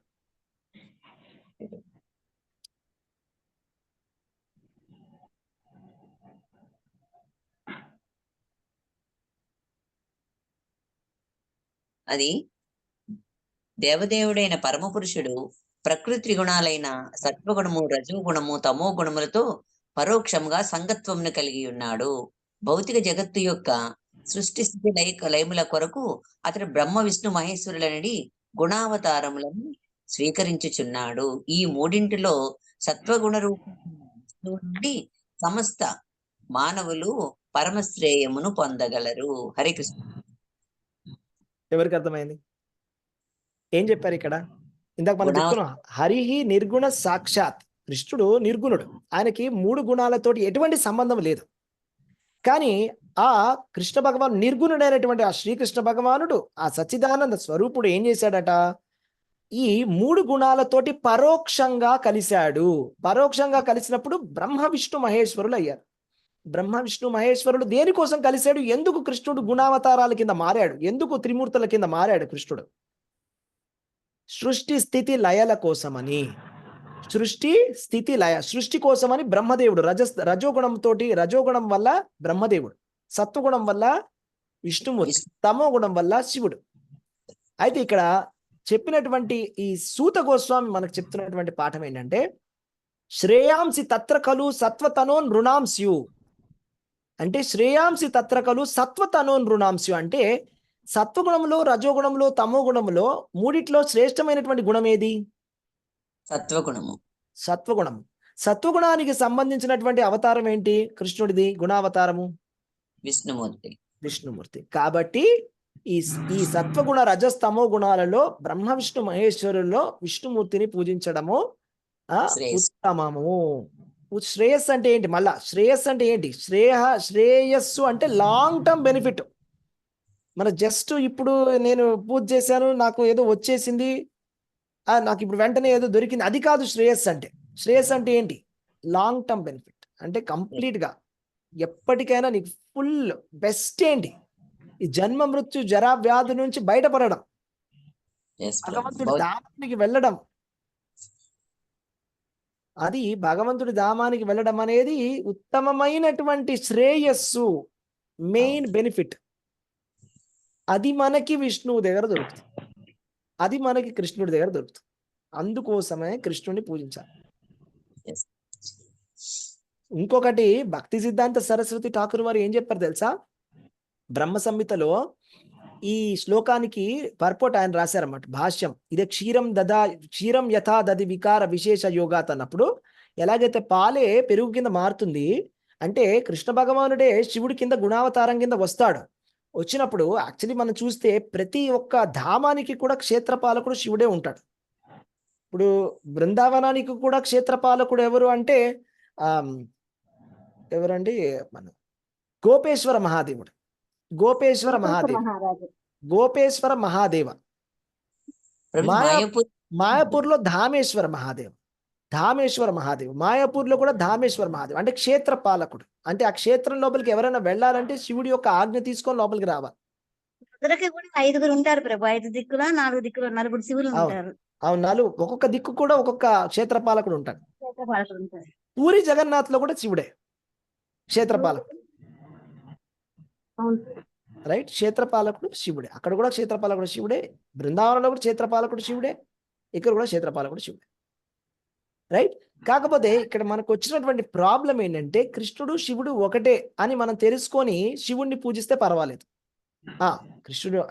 కృష్ణుడి యొక్క గుణావతారమే శివుడు. శివుడు కృష్ణ భగవానుడి యొక్క భక్తుడని మీరు పూజిస్తే వెరీ గుడ్, నో ప్రాబ్లం. ఎప్పుడైతే మనము శివుడు దేవాది దేవుడు, కృష్ణుడితో ఎటువంటి సంబంధం లేదు అనేటువంటి ధోరణితో పూజ చేశామో అక్కడ మనం కృష్ణుడి ఎడల అపరాధము చేసినట్టు అవుతాం. అలా చేయడం అనేది మనం అపరాధానికి గురి అవుతామంట. ఎవరి పట్ల అపరాధము? కృష్ణుడి పట్ల అపరాధము. ఎప్పుడైతే గనక మనము శివుడు వేరే, శివుడు కృష్ణుడికి సంబంధం లేదు, శివుడు వేరే, శివుడు గొప్ప, శివుడు వేరే అని అన్నారు అనుకోండి, శివుడు వేరే, కృష్ణుడితో సంబంధం లేదు, సంబంధం కట్ చేశారనుకోండి, అది అపరాధం. అలా చెయ్యవద్దు అని భక్తి సిద్ధాంత సరస్వతి ఠాకూర్ చెప్పారు. ఇది శివకేశవ అభేదం అంటే ఇలా అర్థం చేసుకోవాలి. శివకేశవ అభేదాన్ని ఎలా అర్థం చేసుకోవాలి? పాలు పెరుగుతో అర్థం చేసుకోవాలి. పాలకి పెరుగుకి కనెక్షన్ లేదని చెప్పడానికి వీల్లేదు, పెరుగు పాల నుంచే వచ్చింది, రైట్? అలాగే మనం అర్థం చేసుకోవాలి. లేదు పెరుగు వేరే పాలు వేరే అని చెప్పారనుకోండి, అది అపరాధం. ఓకే, అర్థమవుతుందా మీకు? ప్రభుజీ Yes, ప్రభు, అర్థమవుతుంది. ఈ విధంగా మనం అర్థం చేసుకోవాలి. ఇది హరిహర మూర్తి అంటే హరిహర యొక్క అభేదం అంటే కృష్ణుడి యొక్క శివుడి యొక్క అభేదం. ఇది చాలా గొప్ప తత్వం. మనం అంత ఈజీగా అర్థం చేసుకునేది, అంత ఈజీగా మనకి ఎక్కేది కాదు. అది చాలా గొప్ప అభేదము. శివుడు అసలు వైష్ణవానాం యథాశంభు అంటే అందరు వైష్ణవులలో చాలా గొప్ప వైష్ణవుడు శివుడు. ఇంకా మనము మొన్ననే చెప్పుకున్నాం 12 మహాజనులు చెప్పుకున్నాం. 12 మహాజనులలో మనం ఏం చెప్పుకున్నాము? ఒకటి స్వయంభూ నారద శంభు. స్వయంభూ నారద శంభు. సదాశివుడు 12 మహాజనులలో ఒకడు. అంటే కృష్ణ భగవానుడి గురించి 12 మందికి తెలుసు. ఎవరికి తెలుసు? పరమశివుడికి తెలుసు. ఒకసారి నేను మీకు చెప్పాను ఏంటంటే ఒకసారి శివుడు ఈ మాట అన్నాడు అనమాట, ఈ శ్లోకాన్ని అన్నాడు. భాగవతం గురించి ఈ విధంగా చెప్పాడు శివుడు. ఏమన్నాడు తెలుసా? అహం వేత్తి శుకౌ వేత్తి, అహం వేత్తి శుకౌ వేత్తి, వ్యాసో వేత్తి నవేత్తివా, భాగవతం భక్త్యా గ్రాహ్య న బుద్ధ్యా నటీకయా. అంటే భాగవతం గురించి చెప్తూ శివుడు ఏమన్నాడంటే, నాకు తెలుసు భాగవతం, శుకుడికి తెలుసు భాగవతం, వ్యాసుడికి తెలిసి ఉండవచ్చు, తెలియకుండా కూడా ఉండవచ్చు. వ్యాసో వేత్తి నవేత్తివా. భాగవతాన్ని ఎలా గ్రహించాలి? భక్త్యా భాగవతం గ్రాహ్యం. భాగవతాన్ని భక్తితో గ్రహించాలి అని శివుడు చెప్తున్నాడు. భక్తితో గ్రహించండి భాగవతాన్ని. నబుద్ధ్యా, బుద్ధితోటి మీకు అర్థం కాదు భాగవతం. బుద్ధితో ఆలోచించడానికి ప్రయత్నం చేయకండి. నా టీకయా, అదేదో టీకాలు చదివేసుకొని మన బుద్ధితోటి తర్కంతో అర్థం చేసుకునేది కాదు. భాగవతాన్ని ఉన్నది ఉన్నట్టుగా అర్థం చేసుకోవాలి. భాగవతాన్ని యాక్చువల్గా చెప్పాలంటే నేను మీకు చెప్పాను, శివుడు పార్వతీదేవికి ఒకరోజు ఉపదేశం ఇస్తాడు భాగవతాన్ని. అర్థమైందా మీకు? అప్పుడు ఒక చిలక వస్తుంది. ఆ చిలక పార్వతీదేవి పంచమ అధ్యాయం వచ్చేసరికి పడుకుండిపోతుంది. ఎందుకంటే అక్కడ చాలా సృష్టి గురించి కొద్దిగా హెవీగా ఉంటుంది టాపిక్. పార్వతీదేవి పడుకుండిపోతుంది. పడుకున్నప్పుడు ఈ చిలక వింటూ ఊకొడుతూ ఉంటుంది. అయితే అప్పుడు పరమశివుడు తెలుసుకుంటాడు అనమాట చిలక వినేసిందని. ఎందుకంటే ఎవరైతే భాగవతం వింటారో వాళ్ళు అమరులు అయిపోతారు, వాళ్ళకి ఇంకా చావు అనేది ఉండదు. ఎందుకంటే వాళ్ళకి మోక్షం వచ్చేస్తుంది. భాగవతం విన్న వాళ్ళకి చాలా పుణ్యం అనమాట. ఆ భాగవతం విన్న వాళ్ళు ఇంకా మోక్షమే, నెక్స్ట్ వాళ్ళు మళ్ళీ పుట్టుక అనేది ఉండదు. కాబట్టి దీన్ని చంపడానికి శివుడు వెంటపడితే అది పరిగెత్తుకుంటూ వెళ్ళిపోయి వ్యాసుడి భార్య యొక్క నోట్లోకి వెళ్ళిపోయి గర్భంలోకి వెళ్ళిపోతుంది. అప్పుడు శివుడు చంపడానికి వస్తే వ్యాసుడు ఆపుతాడు అనమాట. ఇతను చాలా మీ దగ్గర ఇప్పుడు భాగవతం విన్నాడు, ఇప్పుడు ప్రపంచానికి భాగవతాన్ని అందించాలి శుకుడు. అప్పుడు 16 సంవత్సరాల తర్వాత అతను బయటికి వచ్చాడు శుకుడు కింద. ఇప్పుడు మనం ఆ భాగవతాన్ని వింటున్నాం. ఇది భాగవతం. కాబట్టి భాగవతాన్ని మనము వేదాంత సూత్రాల యొక్క సారం. వేదాలు ఒక చెట్టు అయితే వేదాలకు పండినటువంటి పండు భాగవతం. వేదాలు అనేది ఒక ఆవు అయితే ఆ ఆవు నుంచి వచ్చినటువంటి పాలు భాగవతం. వేదాలు పాలైతే పాల నుంచి వచ్చినటువంటి నెయ్యి భాగవతం. వేదాలు సపోజ్ షుగర్ కేన్ అయితే, చెరుకు గడ్డలైతే భాగవతము చక్కెర తీసుకొని నోట్లో వేస్తే చిన్న బాబు కూడా తింటాడు. ఇప్పుడు మా ఇంట్లో మా చిన్న బాబు ఉన్నాడు, వాడికి నేను చెరుకు గడ్డ ఇచ్చాను అనుకోండి, తినివాని తింటాడా? ప్రభుజీ 7 నెలలు చెరుకు గడ్డ ఇచ్చి తినమంటే తినలేడు. ఎలా పళ్ళు కూడా లేవు. ఓకే, చక్కెర ఇచ్చారు అనుకోండి తినేస్తారు. చక్కెర తినేస్తారు. ఇప్పుడు మన స్టేజ్ కూడా అదే. మనకి వేదాంతము, వేదాలు ఇవన్నీ అర్థమయ్యే స్టేజ్లో మనం లేవు. అవి చెరుకుగడ్డలు లాంటివి. మనం ఇప్పుడు అవి నవిలి తినే మనకి ఇది లేదు, కెపాసిటీ లేదు. భాగవతం చక్కెర నోట్లో వేసుకొని చప్పరిస్తే అయిపోయి అంతవరకు. అందుకనే మనం భాగవతాన్ని ఇంకా డిబేట్ చేయకుండా యాక్సెప్ట్ చేసేస్తే బెస్ట్. పరమశ్రేయస్సు కృష్ణుడిని పూజించడం అనేది పరమశ్రేయస్సు. ఇంకా డిబేట్ చేయకుండా యాక్సెప్ట్ చేసేద్దాం. ఇంకా అందుకనే మనం ముందుకి వెనక్కి అదేదో మనం పళ్ళు లేకుండా చెరుకుగడ్డని కొరికినట్టు అవుతుంది మనం డిబేట్ చేస్తే. అది కరెక్ట్ కాదు. అర్థమైందా మీకు? హరే కృష్ణ. పార్వతీదేవికి చెప్పినందువల్ల శుకుడు విని సుఖదేవ గోస్వామి అన్నిటికీ కూడా కృష్ణుడితో సంబంధం ఉంది. కృష్ణుడితో సంబంధం లేనటువంటి ఏదైనా ఒక వస్తువు కానీ ఒక కథ కానీ వచ్చిందంటే అది మాయ అని చెప్తున్నాడు కృష్ణుడు. ఏది చతుశ్లోకి భాగవతంలో. అందుకోసం మనకి ఈ జ్ఞానం అనేది మనకు తెలియట్లేదు. ఈ జ్ఞానం ఎందుకు అందరికీ విస్తారంగా భాగవతాన్ని ప్రచారం చేయాలి. ఈ భాగవతాన్ని ఓకే, ఎందుకంటే అజ్ఞానం ఎక్కువ అయిపోయింది. మన సొసైటీలో అజ్ఞానం ఎక్కువ, జ్ఞానం తక్కువ ఉంది. ఈ అజ్ఞానాన్ని మనం భాగవతంతో తీసేయాలి. అజ్ఞానం అనేటువంటి చీకటిని ఈ భాగవతం అనేటువంటి సూర్యుడితోటి తీయాలి. అజ్ఞానాన్ని అంటే భౌతిక జ్ఞానం ఎక్కువగా ఉంది ప్రభుజీ ఆధ్యాత్మిక జ్ఞానం కంటే. భౌతిక జ్ఞానం కూడా, ఆధ్యాత్మిక జ్ఞానం పేరుతోటి జనాలు చేసేటువంటి భౌతిక విషయాలు కూడా ఎక్కువైపోయినాయి. చేసేది భౌతికమైనటువంటి పని కానీ ఆధ్యాత్మికం అనుకుంటారు. ఇది వచ్చినటువంటి గొడవ కలియుగంలో జనాలకు. ఇప్పుడు మనం ఏదైనా వ్రతం చేసామనుకోండి, అది ఆధ్యాత్మికం అని వెంటనే మీరు చెప్పలేరు. ఎప్పుడు ఆధ్యాత్మికం అవుతున్నది? మీరు ఎటువంటి కామము, ఎటువంటి కోరిక లేకుండా కృష్ణుడి కోసం చేసి కృష్ణుడికే అర్పిస్తే ఆ ఫలితాన్ని అది ఆధ్యాత్మికం అవుతుంది. అంతేగాని నేను వెళ్ళి ఆరాధన చేసేసి ఓకే నేను పూజలు అన్నీ చేసేసి నాకు ఇది కావాలి అది కావాలని చెప్పేసి నేనేముంది టెంపుల్కి వెళ్ళా ఇది ఆధ్యాత్మికం అంటే అది అజ్ఞానం. అంటే సంపూర్ణ జ్ఞానం లేదు, నాలెడ్జ్ లేదు, తప్పదు. అర్థమైందా మీకు? ఎందుకంటే కృష్ణుడు చెప్పేస్తున్నాడు భగవద్గీతలో ఏంటంటే ఎవరైతే కొంతమంది ఉంటారు వాళ్ళు ఏంటంటే కర్మకాండలు చేస్తుంటారు. ఏంటి స్వాహ స్వాహ స్వాహ చేసి వాళ్ళు అంటారంట వేదవాదరత పార్త నాణ్యత స్థితి వాదిన అంటారట. ఓ దీన్ని మించింది ఏం లేదని. మేము ఏంటి యజ్ఞాలు చేస్తున్నాము, హోమం చేస్తున్నాం, యజ్ఞం చేస్తున్నాం, మమ్మల్ని మించిన మంత్ర పండితులు ఎవరు లేరు, ఇది మించింది లేదంటారంట. వాళ్ళు మూర్ఖులు అంటున్నాడు కృష్ణుడు వాళ్ళని మూర్ఖులని ఓపెన్ గా చెప్తున్నాడు. వేదైశ్చ సర్వైర్ అహమేవ వేద్యో, వేదాలలో తెలుసుకోదగినటువంటి వాడిని నేను మాత్రమే అని చెప్తున్నాడు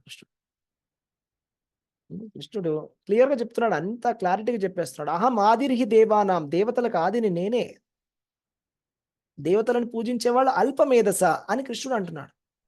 అంటే మేధస్సు పెద్దగా ఎదగల ఇంకా, అంటే ఫుల్గా బ్రెయిన్ కెపాసిటీ ఇంకా కంప్లీట్ ఓపెన్ అవ్వలేదని కృష్ణుడి మాట. అది భగవద్గీత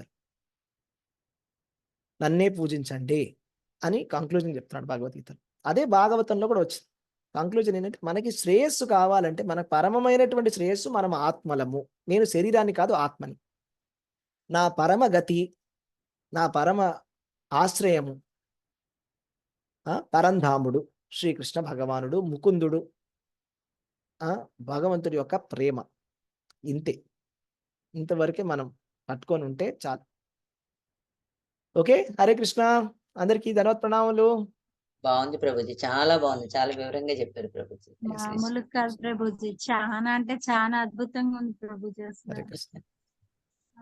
హరే కృష్ణ మాతాజీ. అయితే ప్రభుజీ 4 days నుంచి నా మైండ్ లో ఇదే ప్రభుజీ, ఈ అసలు ఈ శివ కేసులు దాని గురించి. మా అబ్బాయి ఏమన్నా, అమ్మ హరే కృష్ణ తప్పనిచ్చి అసలు నువ్వు రెండో పదాన్ని రావట్లేదమ్మా, ఇంకా పరమశివుని మర్చిపోయావా పూర్తిగా అనేసని కొంచెం చిరాగ్గా అన్నాడు ప్రభు.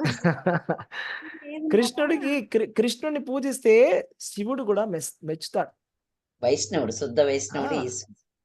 ఏంటి స్వామి అసలు మీ ఇద్దరు ఒకటే కదా, ఎందుకు ఇలా అసలు ఇంత కన్ఫ్యూజన్ ఎందుకు వచ్చింది నాకు, దీనికి క్లారిటీ ఎట్లా అనుకుంటున్నా ప్రభుజీ. ఈ రోజు నాకు అసలుకి పరిపూర్ణంగా క్లారిటీ వచ్చేసింది ప్రభుజీ, చాలా సంతోషంగా ఉంది ప్రభుజీ. అంటే భౌతిక జగత్తుకు ఆది దంపతులు ఈ శివ పార్వతులు ప్రభుజీ. యోగం మహామాయన్న యోగమైన భౌతిక జగత్తులో అంతా కూడా మహామాయ కదా ప్రభు. మహామాయ భౌతిక జగత్తుని ఈ విధంగా పరిపాలిస్తున్నారు. శివ పార్వతులు ఇద్దరు కూడా భౌతిక జగత్తుని మనకి ఇద్దరు పాలిస్తున్నారు. అది హరే కృష్ణ ప్రభుజీ. హరే కృష్ణ.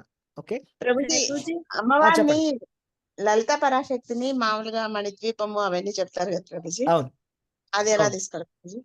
ఆ లలిత పరాశక్తి ఇవన్నీ ఏంటంటే, లలిత సపోజ్ మణిద్వీప వర్ణన అవన్నీ కూడా ఏంటంటే సాత్వికమైనటువంటి పురాణాలు కావు.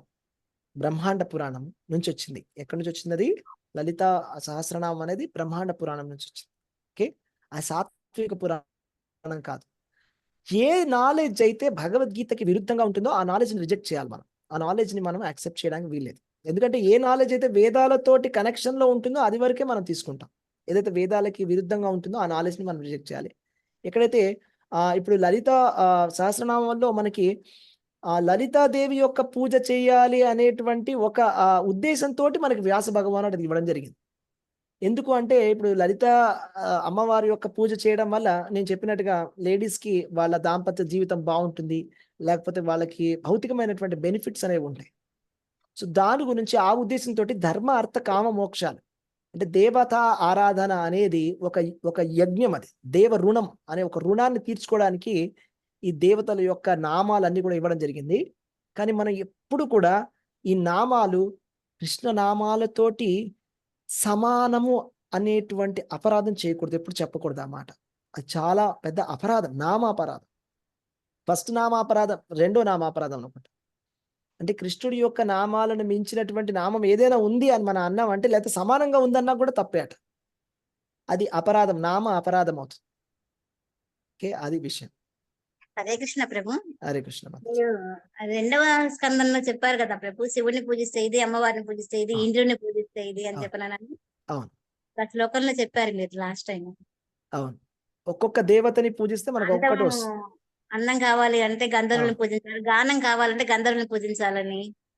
అందం కావాలంటే, లేకపోతే అది ఉన్నాయి చాలా, కామ పటుత్వం కావాలంటే అప్సరసలని, లేకపోతే మంచి భార్య కావాలంటే అప్సరసలని, లేకపోతే మనకి చదువు కావాలంటే వీళ్ళని, మనం ఒక మంచి యుద్ధానికి వెళ్ళే వీరత్వం కావాలంటే ఒకళ్ళని, దాంపత్య జీవితం బాగుండాలంటే ఉమాదేవిని, అలా మొత్తం అంతా వస్తుంది అన్ని దేవతలు. చివరికి లాస్ట్కి ఏం చెప్తారంటే, కానీ మీకు ఆధ్యాత్మిక జీవితం కావాలంటే, మీకు ఎటర్నల్ లైఫ్ అంటే నిత్యమైనటువంటి జీవితం, శాశ్వతమైనటువంటి ఆనందం. నేను చెప్తా, ఆనందేర్ సీమా నాయ్ అంటే హద్దు లేనటువంటి ఆనందం కావాలంటే, హద్దు లేని ఆనందం కావాలంటే కృష్ణుడిని పూజించాలి. కృష్ణ ప్రేమ కావాలంటే కృష్ణుడిని పూజించాలి. రాధాకృష్ణుల యొక్క సేవ కావాలి అంటే కృష్ణుడిని పూజించాలి. రాధాకృష్ణుల సేవ చేస్తే మీకేమి రాదు. మీకేమి రాదంటే భౌతికమైనటువంటి విషయాలు రావు. ఇందాక మనం పాట పాడుకున్నాం, రాధాకృష్ణ ప్రాణమూర యుగల కిషోర. అసలు ఆ రాధాకృష్ణుల యొక్క సేవనే అదే మనకు ఒక వరం. అదే ఒక వరం. మనం రాధాకృష్ణుల్ని సేవించగలుగుతున్నాం అంటే దాన్ని మించింది ఇంకేముంది? రాధాకృష్ణుల సేవ చేయడం వల్ల నాకు ఇది వస్తుంది కాదు, నాకు రాధాకృష్ణుల సేవ కావాలి. ఇది మనం కోరుకుంటున్నాం. మనం ఏం చెప్తున్నాం తులసీదేవితోటి? తులసి కృష్ణ ప్రేయసి నమో నమః, రాధాకృష్ణ సేవ పావో ఏయి అభిలాషి. రాధాకృష్ణుల సేవని నాకు ఇప్పించమ్మా తులసీదేవి అని. అంతే. మనం ఇది మాత్రమే కోరుకుంటున్నాం. మమ జన్మని జన్మని ఈశ్వరే భవతాత్ భక్తి రహేతుకిత్వై. ఎన్ని జన్మలైనా పర్వాలేదు, మాకు కావాల్సింది భక్తుల సాంగత్యము, రాధాకృష్ణుల యొక్క సేవ. అంతే. అంటే ఇది ప్రభుజీ మనం ఒకలాగా అనుకోవచ్చా? చెప్పండి. అంటే మనం భగవంతుని యొక్క అంశలము. అంటే మన సహజ స్థితి భగవంతుని యొక్క అంశలము కాబట్టి మనం మళ్ళీ మన ఇంటికి మనం వెళ్ళిపోవాలి అనేది అసలు. అంటే మనం ఎక్కడికి వెళ్ళినా మన ఇంటికి మనం వచ్చేసరికి అమ్మ మన ఇంటికి వచ్చేసామన్న భావం ఉంటుంది. అదే విధంగా మన సహజ స్థితిని మనం తెలుసుకున్నామంటే మన ఇల్లు గోలోక బృందావనం అని తెలుస్తుంది కదా ప్రభుజీ. అవును. మనం సహజ స్థితిలోకి ఎప్పుడైతే వస్తామో మనకి కోరికలు అనేవి ఏమి ఉండవు. ఫస్ట్ ఆఫ్ ఆల్ మన ఇంటికి మనం వెళ్ళిపోవాలి అన్న భావం ఉంది అంటే ఇప్పుడు పూర్తిగా మనం వైరాగ్యం. అంటే మనం ఒరిజినల్ స్టేట్కి వచ్చేసాం అనమాట. మనం ఏదైతే ఒరిజినల్ స్టేట్ ఏదైతే ఉందో, అంటే ఆత్మస్థరానికి వచ్చినప్పుడు, ఆత్మ పరమాత్మ యొక్క అంశలైనప్పుడు, మనం పరమాత్మ సేవ చేస్తున్నప్పుడు, రాధాకృష్ణుల సేవ చేస్తున్నామంటే ఇంకా వేరే ఇంకా కోరిక అనేది ఉండదు మనసులో. ఉండదు. కోరిక ఓన్లీ ఆధ్యాత్మిక కోరికలు ఉంటాయి. నాకు కృష్ణుడిని ఇలా సేవించాలని, అలా ప్రభుజీ సేవించాలి. అలా ప్రభుజీ మనము పూజిస్తున్నా అంటే ఇప్పుడు ప్రజెంట్ అవసరాలు అంటే అంత హై స్టాండర్డ్ కాదు కదా ప్రభుజీ. మేమైతే ప్రజెంట్ అట్లా అనుకోకూడదు. కృష్ణుడు అలా అని చూస్తున్నట్టయితే దానికి కూడా భాగవత సమాధానం ఏం చెప్తుందంటే, అకామో సర్వకామోవా మోక్షకామో విచారదీహి తీవ్రేణ భక్తి యోగేన యజేత పురుషం పరం. సరే, మీకు ఎటువంటి కోరికలు లేవా? కృష్ణుడిని పూజించండి. మీకు చాలా కోరికలు ఉన్నాయా? సర్వకామోవా, అకామో అంటే కామం లేదు, అసలు కోరిక లేదు, సరే మీరు కృష్ణుడిని పూజించండి. సర్వకామోవా, మీకు చాలా కోరికలు ఉన్నాయా? కృష్ణుడినే పూజించండి అని. ఎందుకో తెలుసా? ధ్రువ మహారాజుకి పాపం కోరికలు ఉన్నాయి. ఏంటా కోరిక? నాకు పెద్ద పదవి కావాలి. ఏంటంటే ఆయనకి ఒక పెద్ద రాజు అవ్వాలని కోరుకున్నాడు. ఏం రాజు అవ్వాలని కోరుకున్నాడు? దేనికి రాజు అవ్వాలని కోరుకున్నాడు? వాళ్ళ తాతగారి కన్నా గొప్ప రాజ్యం కావాలని. స్వయంభువ మనువు కన్నా గొప్ప రాజ్యం నాకు కావాలని కోరుకున్నాడు. ఆ తాతగారి కన్నా గొప్ప రాజ్యం కావాలని. అయితే భగవంతుడు ఏమిచ్చాడు అతనికి? మొత్తానికి ఒక ధ్రువలోకాన్ని ఇచ్చారు ప్రభుజీ. ధ్రువలోకాన్ని ఇచ్చాడు. ధ్రువలోకాన్ని ఇచ్చి అక్కడ ధ్రువలోక మహాత్మ్యంలో చెప్తారన్నమాట. విష్ణుమూర్తి చెప్తాడు అక్కడ మాట ఏమంటారంటే, అందరూ చూసుకోండి, నన్ను పూజిస్తే ఏమొస్తుందో అందరూ చూసుకోండి, ఇదే ప్రూఫ్ అని. మీకు ప్రూఫ్ కావాలి అంటే కృష్ణుని పూజిస్తే ఏమొస్తుందని ధ్రువలోకాన్ని ఒకసారి చూడండి. ధ్రువలోకాన్ని మించింది ఏదైనా ఉందా దానిపైన? దానికన్నా గొప్పది ఇంకేదైనా ఉందా? సో మీకు అన్ని కోరికలు ఉన్నా కూడా కృష్ణుడినే పూజించాలి, కృష్ణుడు ఇస్తాడు. అందుకని అతని పేరు వరదరాజ. వరదరాజ అంటే వరాలు ఇవ్వడంలో రాజు. ఏదైనా ఇవ్వగలడు కృష్ణుడు. కానీ మనకి మన వివేకం బట్టి మనం అడుగుతాం, మన స్టేజ్ బట్టి మనం కృష్ణుడిని అడుగుతాం. అదే ధ్రువ మహారాజు ఏదో అడగాలని వెళ్ళాడు కృష్ణుడి దగ్గరికి. ఒకసారి విష్ణుమూర్తిని చూడగానే అసలు అంత చూసి మర్చిపోలేదు, గుర్తుంది. ఆయన ఏమన్నా అంటే, చీ రాళ్ళు రప్పల కోసం నేను అడుగుతానా అని. ఇలాంటి రత్నం దొరికినప్పుడు, నీలాంటి రత్నమే దొరికినప్పుడు అసలు నీ భక్తుల సేవ నాకు ఏమొద్దు అసలు. నాకేం వద్దు, అంత వద్దు, నాకు రాజ్యం వద్దు, ఏమొద్దు, నాకు కేవలం నీ భక్తుల యొక్క సాంగత్యంలో నేను నీ కథలు వింటూ ఉండాలి జన్మలు అంతే, నాకు నీ భక్తుల సాంగత్యం కావాలన్నాడు ధ్రువుడు చివరికి. విష్ణుమూర్తి గ్రహించి ఆయన అన్నాడు, సరే నువ్వు కోరికతో వచ్చావు, కోరికతో వచ్చిన వాడి కోరికను తీర్చాలి. ఒక పెద్దవాడి దగ్గరికి ఎవరైనా వచ్చారనుకోండి, ఇప్పుడు ఒక ఎమ్మెల్యే ఉన్నాడు, ఎంపీ ఉన్నాడు, ఆయన దగ్గరికి మనం ఏదో పని మీద వెళ్ళాం, ఆ పని అవ్వకుండా వెనక్కి వస్తే అది బ్యాడ్ నేమ్ కదా, ఎమ్మెల్యేకి ఏమైనా ఎంపీకి కానీ కదా, పెద్ద ఆయనకి బ్యాడ్ నేమ్. అలాగే విష్ణుమూర్తి దగ్గరికి కోరికతో వచ్చాడు, మరి కోరిక తీర్చకుండా వదిలిపెట్టాడు. మళ్ళీ విష్ణుమూర్తి కోరిక తీర్చే వదిలిపెడతాడు, కానీ అది మనకి రివర్స్ కొడుతుంది. అప్పుడు మనం ఫీల్ అవుతాం, ఎందుకు అడిగాను, అనవసరంగా టైం వేస్ట్ చేశాను, ఎంత మూర్ఖుడిని నేను. అలాంటి భావన వస్తుంది చివరికి. ఖచ్చితంగా కోరికను తీరుస్తాడు కృష్ణ భగవాన్. ఉమ్, అదొక మంచి శ్లోకం గుర్తురావట్లేదు నాకు. అన్నమయ్య శ్లోకం కూడా ఉంది. మనం కోరుకున్నటువంటి వరాలన్నీ తీర్చేటువంటి భగవంతుడు, దేవాది దేవుడు శ్రీకృష్ణ భగవాన్. అన్నీ తీర్చగలడు, అన్ని కోరికల్ని తీర్చగలడు. మన భౌతికమైనటువంటి కోరికల్ని ఈజీగా తీర్చగలడు. మనం భౌతికంగా కూడా చాలా గొప్పగా ఉండవచ్చు, తర్వాత ఆధ్యాత్మిక జీవితాన్ని కూడా వెళ్ళచ్చు. కాకపోతే గ్రాడ్యువల్గా అవుతుంది. ఓకే, నో ప్రాబ్లం, అలా కూడా చేయొచ్చు త్రూల్లాగా. కొండలలో నెలకొన్న ప్రభు, ఏమండి? కొండలలో నెలకొన్న కోనేటి రాయుడు వాడు. కొండలలో నెలకొన్న కోనేటి రాయడు వాడు, కొండలంత వరములు గూపెడివాడు. కొండలంత వరములు ఇవ్వగలడు. కోరుకున్న వాళ్ళకి కొండలంత వరాలు ఇవ్వగలడు భగవంతుడు. ఎందుకు వెళ్ళడం? మనకి ఏ కోరిక ఉన్నా అకామో సర్వకామో వా మోక్షకామో విశారది, మనం ఎక్కడికి వెళ్ళాల్సిన అవసరం లేదని. ఇప్పుడు ఒక భార్యకి ఏదైనా కావాలంటే భర్త దగ్గరికి వెళ్తే ఇవ్వగలడు, తండ్రి దగ్గరికి వెళ్తే కూడా ఇవ్వగలడు. కానీ ఎవరి దగ్గరికి వెళ్తే బెటర్? భర్త దగ్గరికి వెళ్తేనే బెటర్. అలాగే మనందరికీ భర్త భగవంతుడు, ఆయన దగ్గరికి వెళ్ళాలి. ఆయన్ని కోరుకుంటేనే అదే కరెక్ట్గా ఉంటుంది. ఇప్పుడు సీతాదేవి, హనుమంతుడు వచ్చాడు, హనుమంతుడు వచ్చి చెప్తాడు నేను తీసుకెళ్ళిపోతాను ఇప్పుడే. సీతాదేవి ఏం చెప్పింది చెప్పండి? రాముల వారు రావాలి అని చెప్పండి. రాముల వారు రావాలి, ఆయనే తీసుకెళ్ళాలి. ఆయన తీసుకెళ్తేనే కరెక్ట్ గా ఉంటుంది. ఆయన స్టేటస్ కి కరెక్ట్ గా ఉంటుంది. ఆయనే తీసుకెళ్తేనే అది కరెక్ట్ గా ఉంటుంది. లేకపోతే ఎవరో వచ్చి ఎవరో తీసుకెళ్ళిపోయారంటే బాగుండదు. అలాగే మనం కూడా ఏది ఇచ్చినా భగవంతుడి ఇస్తేనే బాగుంటుంది. మనం భగవంతుడి పట్ల, మనం భగవంతుడి దగ్గర మనం డిపెండ్ అయి ఉండాలి. భగవంతుడు అన్నీ ఇవ్వగలడు. కొండలంత వరములు ఇవ్వగలడు. వరదరాజు భగవంతుడు కోరుకుంటే ధ్రువలోకాన్ని కూడా ఇవ్వగలడు, ఏదైనా ఇవ్వగలడు. అలాగే మనం రాజసూయ యజ్ఞాన్ని ఎందుకు చేశాడు యుధిష్ఠిర మహారాజు? రాజసూయ యజ్ఞాన్ని ఎందుకు చేశాడంటే యుధిష్ఠిర మహారాజు ప్రపంచానికి చాటి చెప్పడానికి కృష్ణ భక్తుడు ఎంత గొప్పవాడు అవుతాడో చూడండి అని. ఓకే, ఎందుకు? రాజసూయ యజ్ఞం చేసిన వాళ్ళు ఎవ్వరూ లేరు. మీకు తెలుసా ఎవరైనా ఉన్నవాళ్ళు? ఎవ్వరు లేరు. తెలుసా? మీకు తెలిసిన ఏదైనా ఒక పురాణంలో రాజసూయ యజ్ఞం ఎవరో చేశారని చెప్పండి. అశ్వమేధ యజ్ఞం కన్నా గొప్ప యజ్ఞం అది రాజసూయ యజ్ఞం అనేది. 1000 అశ్వమేధ యజ్ఞాల కన్నా గొప్పది ఒక రాజసూయ యజ్ఞం. అదంత గొప్పది రాజసూయ యజ్ఞం చేయడం అనేది, సామాన్యమైన విషయం కాదు. రామాయణంలో రాముడు కూడా చేస్తామని అంటే తమ్ముళ్ళందరూ వద్దని చెప్తారు. ఇప్పుడు ఆ రాజసూయ యజ్ఞం చేయడం వల్ల ఇక్కడ రాజులతోటి మనకి శత్రుత్వం ఏర్పడుతుంది, ఇప్పుడు అవసరం లేదు అది. సరే వదిలేనంట రాముడు. బాగా చెప్పారు, కరెక్ట్గా. రాజసూయ యజ్ఞం అవసరం లేదు, అశ్వమేధ యజ్ఞాలు మాత్రం చేస్తారు. అలాంటిది మన ధృతరాష్ట్రుడు, సార్ యుధిష్ఠిర మహారాజు రాజసూయ యజ్ఞాన్ని చేస్తాడు. ఎందుకు అంటే ప్రపంచానికి చాటి చెప్పడానికి కృష్ణ భక్తుడు ఎంత గొప్పవాడు అవ్వగలడు అని. అంటే చక్రవర్తి యుధిష్ఠిర మహారాజు చక్రవర్తి అవ్వగలడు, అవుతారు కూడా. కృష్ణ భక్తుడు ఏదైనా సంపాదించగలరు, కానీ దాని వెనకాల కోరుకోరు భక్తులు. అది విషయం, అది చెప్పడానికి ప్రయత్నిస్తాం. దాన్ని కోరుకోరు వాళ్ళు, కానీ వద్దన్నా ఇస్తాడు కృష్ణుడు అవసరం అనిపిస్తే. అదే నేను చెప్పేది, అవసరం అనిపిస్తే ఇస్తాడు. డాక్టర్ లాగా. ఇప్పుడు 2 పేషెంట్లు పడుకొని ఉన్నారు. ఒక పేషెంట్ ఏమో సన్నగా ఉన్నాడు, ఒక పేషెంట్ లావుగా ఉన్నాడు.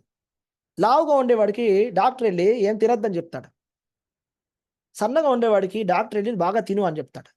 అయితే డాక్టర్ ఏంటి అన్యాయం చేస్తున్నాడా చెప్పండి? అన్యాయం అది. ఎవరికి ఏది కావాలో అది ఇస్తున్నారు ప్రభు. అది కృష్ణుడికి తెలుసు మనకేం కావాలి. మనం అందుకని కృష్ణుడిని ఎలా పూజించాలంటే, కృష్ణ నువ్వు పరమాత్మవి, నీకు అంతా తెలుసు, నా ప్రాబ్లం నీకు తెలుసు, నీకు ఈ ప్రాబ్లం సాల్వ్ అవ్వాలని కరెక్ట్గా అనిపిస్తే నాకు ఇవ్వు అని కోరుకోవాలి. ఇప్పుడు నా హెల్త్ రిపేర్ అయితే కరెక్ట్ అని మీకు అనిపిస్తే చేయండి, లేకపోతే పర్వాలేదు. లేకపోతే నాకు ఈ ప్రాబ్లం సార్ట్ అవుట్ చేస్తే మీకు కరెక్ట్ అనిపిస్తే మీరు చేయండి, లేకపోతే పర్వాలేదు. ఈ విధంగా మనం కోరుకోవాలి కృష్ణుడు. ఎందుకంటే కృష్ణుడికి తెలుసు ఎవరికి ఎలా ఇవ్వాలి, ఎక్కడ కష్టం ఇవ్వాలి, ఎక్కడ సుఖం ఇవ్వాలని కృష్ణుడికి తెలుసు. కృష్ణుడే స్వయంగా చేస్తుంటాడు అన్ని. ఎవరైతే కృష్ణుడికి శరణాగతి పొందినటువంటి భక్తులకి ఎవరి డాక్టర్కి తెలుసు లావుగా ఉండేవాడికి డైటింగ్ ఇవ్వాలి, సన్నగా ఉండేవాడికి ఫుడ్ ఇవ్వాలని. సో వాడికి ఇస్తున్నారు నాకు ఇవ్వట్లేదు అని చెప్పేసి లావుగా ఉన్న వాళ్ళు బాధపడితే అది ఏంటంటే మనకు తెలియనటువంటిది జడ్జి చేశాడు డాక్టర్.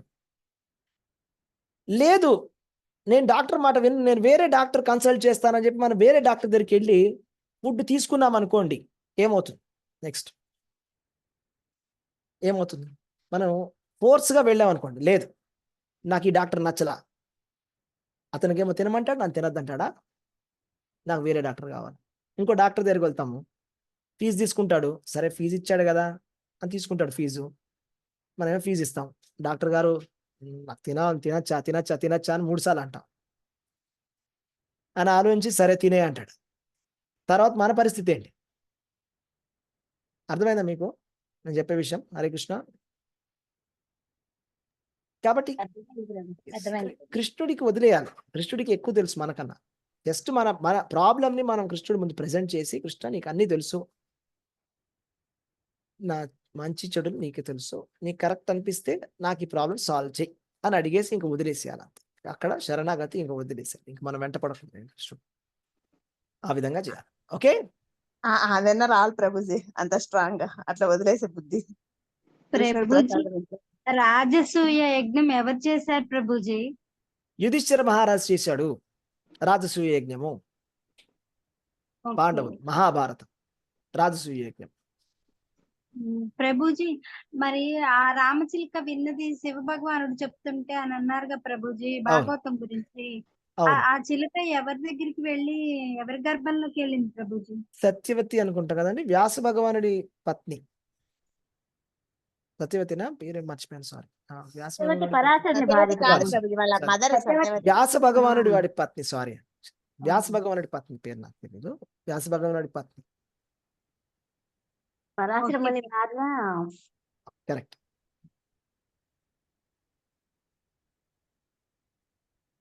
క్లియర్ అయిందా Mataji? Yes Prabhuji. Okay, right. So Hare Krishna, ఇక్కడ ఇంతటితో సెలవు. మనం ఇక్కడ స్టాప్ చేద్దాము. హరే సో హరే కృష్ణ ప్రభుజీ. ప్రభుజీ అది స్ట్రాంగ్ గా ప్రభుజీ, అది కోరుకునే ఏదైనా టిప్స్ చెప్పండి ప్రభుజీ. ఏంటండి? అదే కృష్ణాకి వదిలేసేదే, ఆ, కృష్ణుడికి వదిలేయడమే అనేది అది శరణాగతి. అది మనం అంటే మన సోల్ అంత స్ట్రాంగ్ ఉండాలి కదా ప్రభుజీ. ఇది స్ట్రాంగ్ అవ్వాలని నేను కోరుకుంటున్నాను. స్ట్రాంగ్ అవ్వాలని నేను కోరుకుంటున్నాను. అంటే ఆ ప్రాబ్లం వచ్చినప్పుడు మనకి ప్రాబ్లం వచ్చినప్పుడు మనం కృష్ణుడు శరణాగతి పొందుతున్నాం కదా, వెళ్తాం కదా. పొందుతున్నాం. అవును, ఇప్పుడు ఉత్తర గర్భంలో బ్రహ్మాస్త్రం వేస్తే ఉత్తరదేవి కృష్ణుడిని పిలిచిందిగా. ద్రౌపది వస్త్రాపహరణం జరుగుతుంది, ద్రౌపది పిలిచిందిగా కృష్ణుడిని. ఆపద్బాంధవుడు కృష్ణుడు, దీనదయాళు కృష్ణుడు కాపాడతాడు. అయినా మనం అడిగినా కృష్ణుడు కాపాడట్లేదంటే కృష్ణుడికి ఇంకేదో ప్లాన్ ఉందా? ధర్మబద్ధమైన కోరికలు అయితే తీరుస్తారు ప్రభుజీ అనుకుంటున్నారు. అది కూడా కృష్ణుడు స్వరాట్, ఆయన ఇండిపెండెంట్ గా డెసిషన్ తీసుకుంటాడు. ఆ డెసిషన్ మనం ఒప్పుకోవాలి. ఓకే, ఒప్పుకుంటే మంచిది, మనకి మంచిది. మనం అడుగుతాం, 2 సార్లు అడుగుతాం, 3 సార్లు అడుగుతాం, 10 సార్లు అడుగుతాం, కానీ ఫోర్స్ చేయలేరు కృష్ణుడిని. స్వరాట్ ఆయన, ఏదైనా చేయాలి. ఓకే, నాకు ఏది మంచో నీకు తెలిసి మీరు చేయండి అని చెప్పి వదిలేయాలి. ఓకే, వదిలేస్తే అసలు ఎలా సాల్వ్ చేశాడో మనకే అర్థం కాదు ప్రభుజీ. అది ఆటోమేటిక్ గా సాల్వ్ అవుతుంది. ప్రాబ్లం ఖచ్చితంగా సాల్వ్. ఏ ప్రాబ్లం అయినా ఫైనల్ గా అల్టిమేట్ ప్రాబ్లమ్ ని సాల్వ్ చేస్తాడు కృష్ణుడు. ఆయన చాలా ఇంటెలిజెంట్. కృష్ణుడు ఏ విధమైన ప్రాబ్లం అయినా సాల్వ్ చేయగలడు. అదే మహాభారతంలో ఉన్నదంతా అదే కదా. ఉన్న ప్రాబ్లమ్స్ అన్ని సాల్వ్ చేశాడు కృష్ణుడు. నాకైతే ప్రత్యక్షంగా అనుభవం అయింది ప్రభుజీ. అసలు ఏమైతుందో తెలియదు, వదిలేసా. అసలు ఎలా సాల్వ్ అయిందో నాకే తెలియదు ప్రభుజీ. సాల్వ్ అవుతుంది. అలాగని మన ప్రయత్నం మనం విడిచిపెట్టకూడదు. మనం అలాగే ప్రహ్లాదుడి లాగా ఇమిటేట్ చేయకూడదు. జాగ్రత్తగా ఉండండి, అలా చేయకండి. ఓకే, ప్రహ్లాదుడు చాలా మహాభక్తుడు, భాగవతుడు. మన ప్రయత్నం మనం చేయాలి. ఓకే, హరే కృష్ణ. చెప్పండి. హరే కృష్ణ ప్రభుజీ, మనం ఇప్పుడు భాగవతం వింటా అన్నాం కదా, మరి మనకి మరో జన్మ ఉండదు కదా ప్రభుజీ ఇంకా?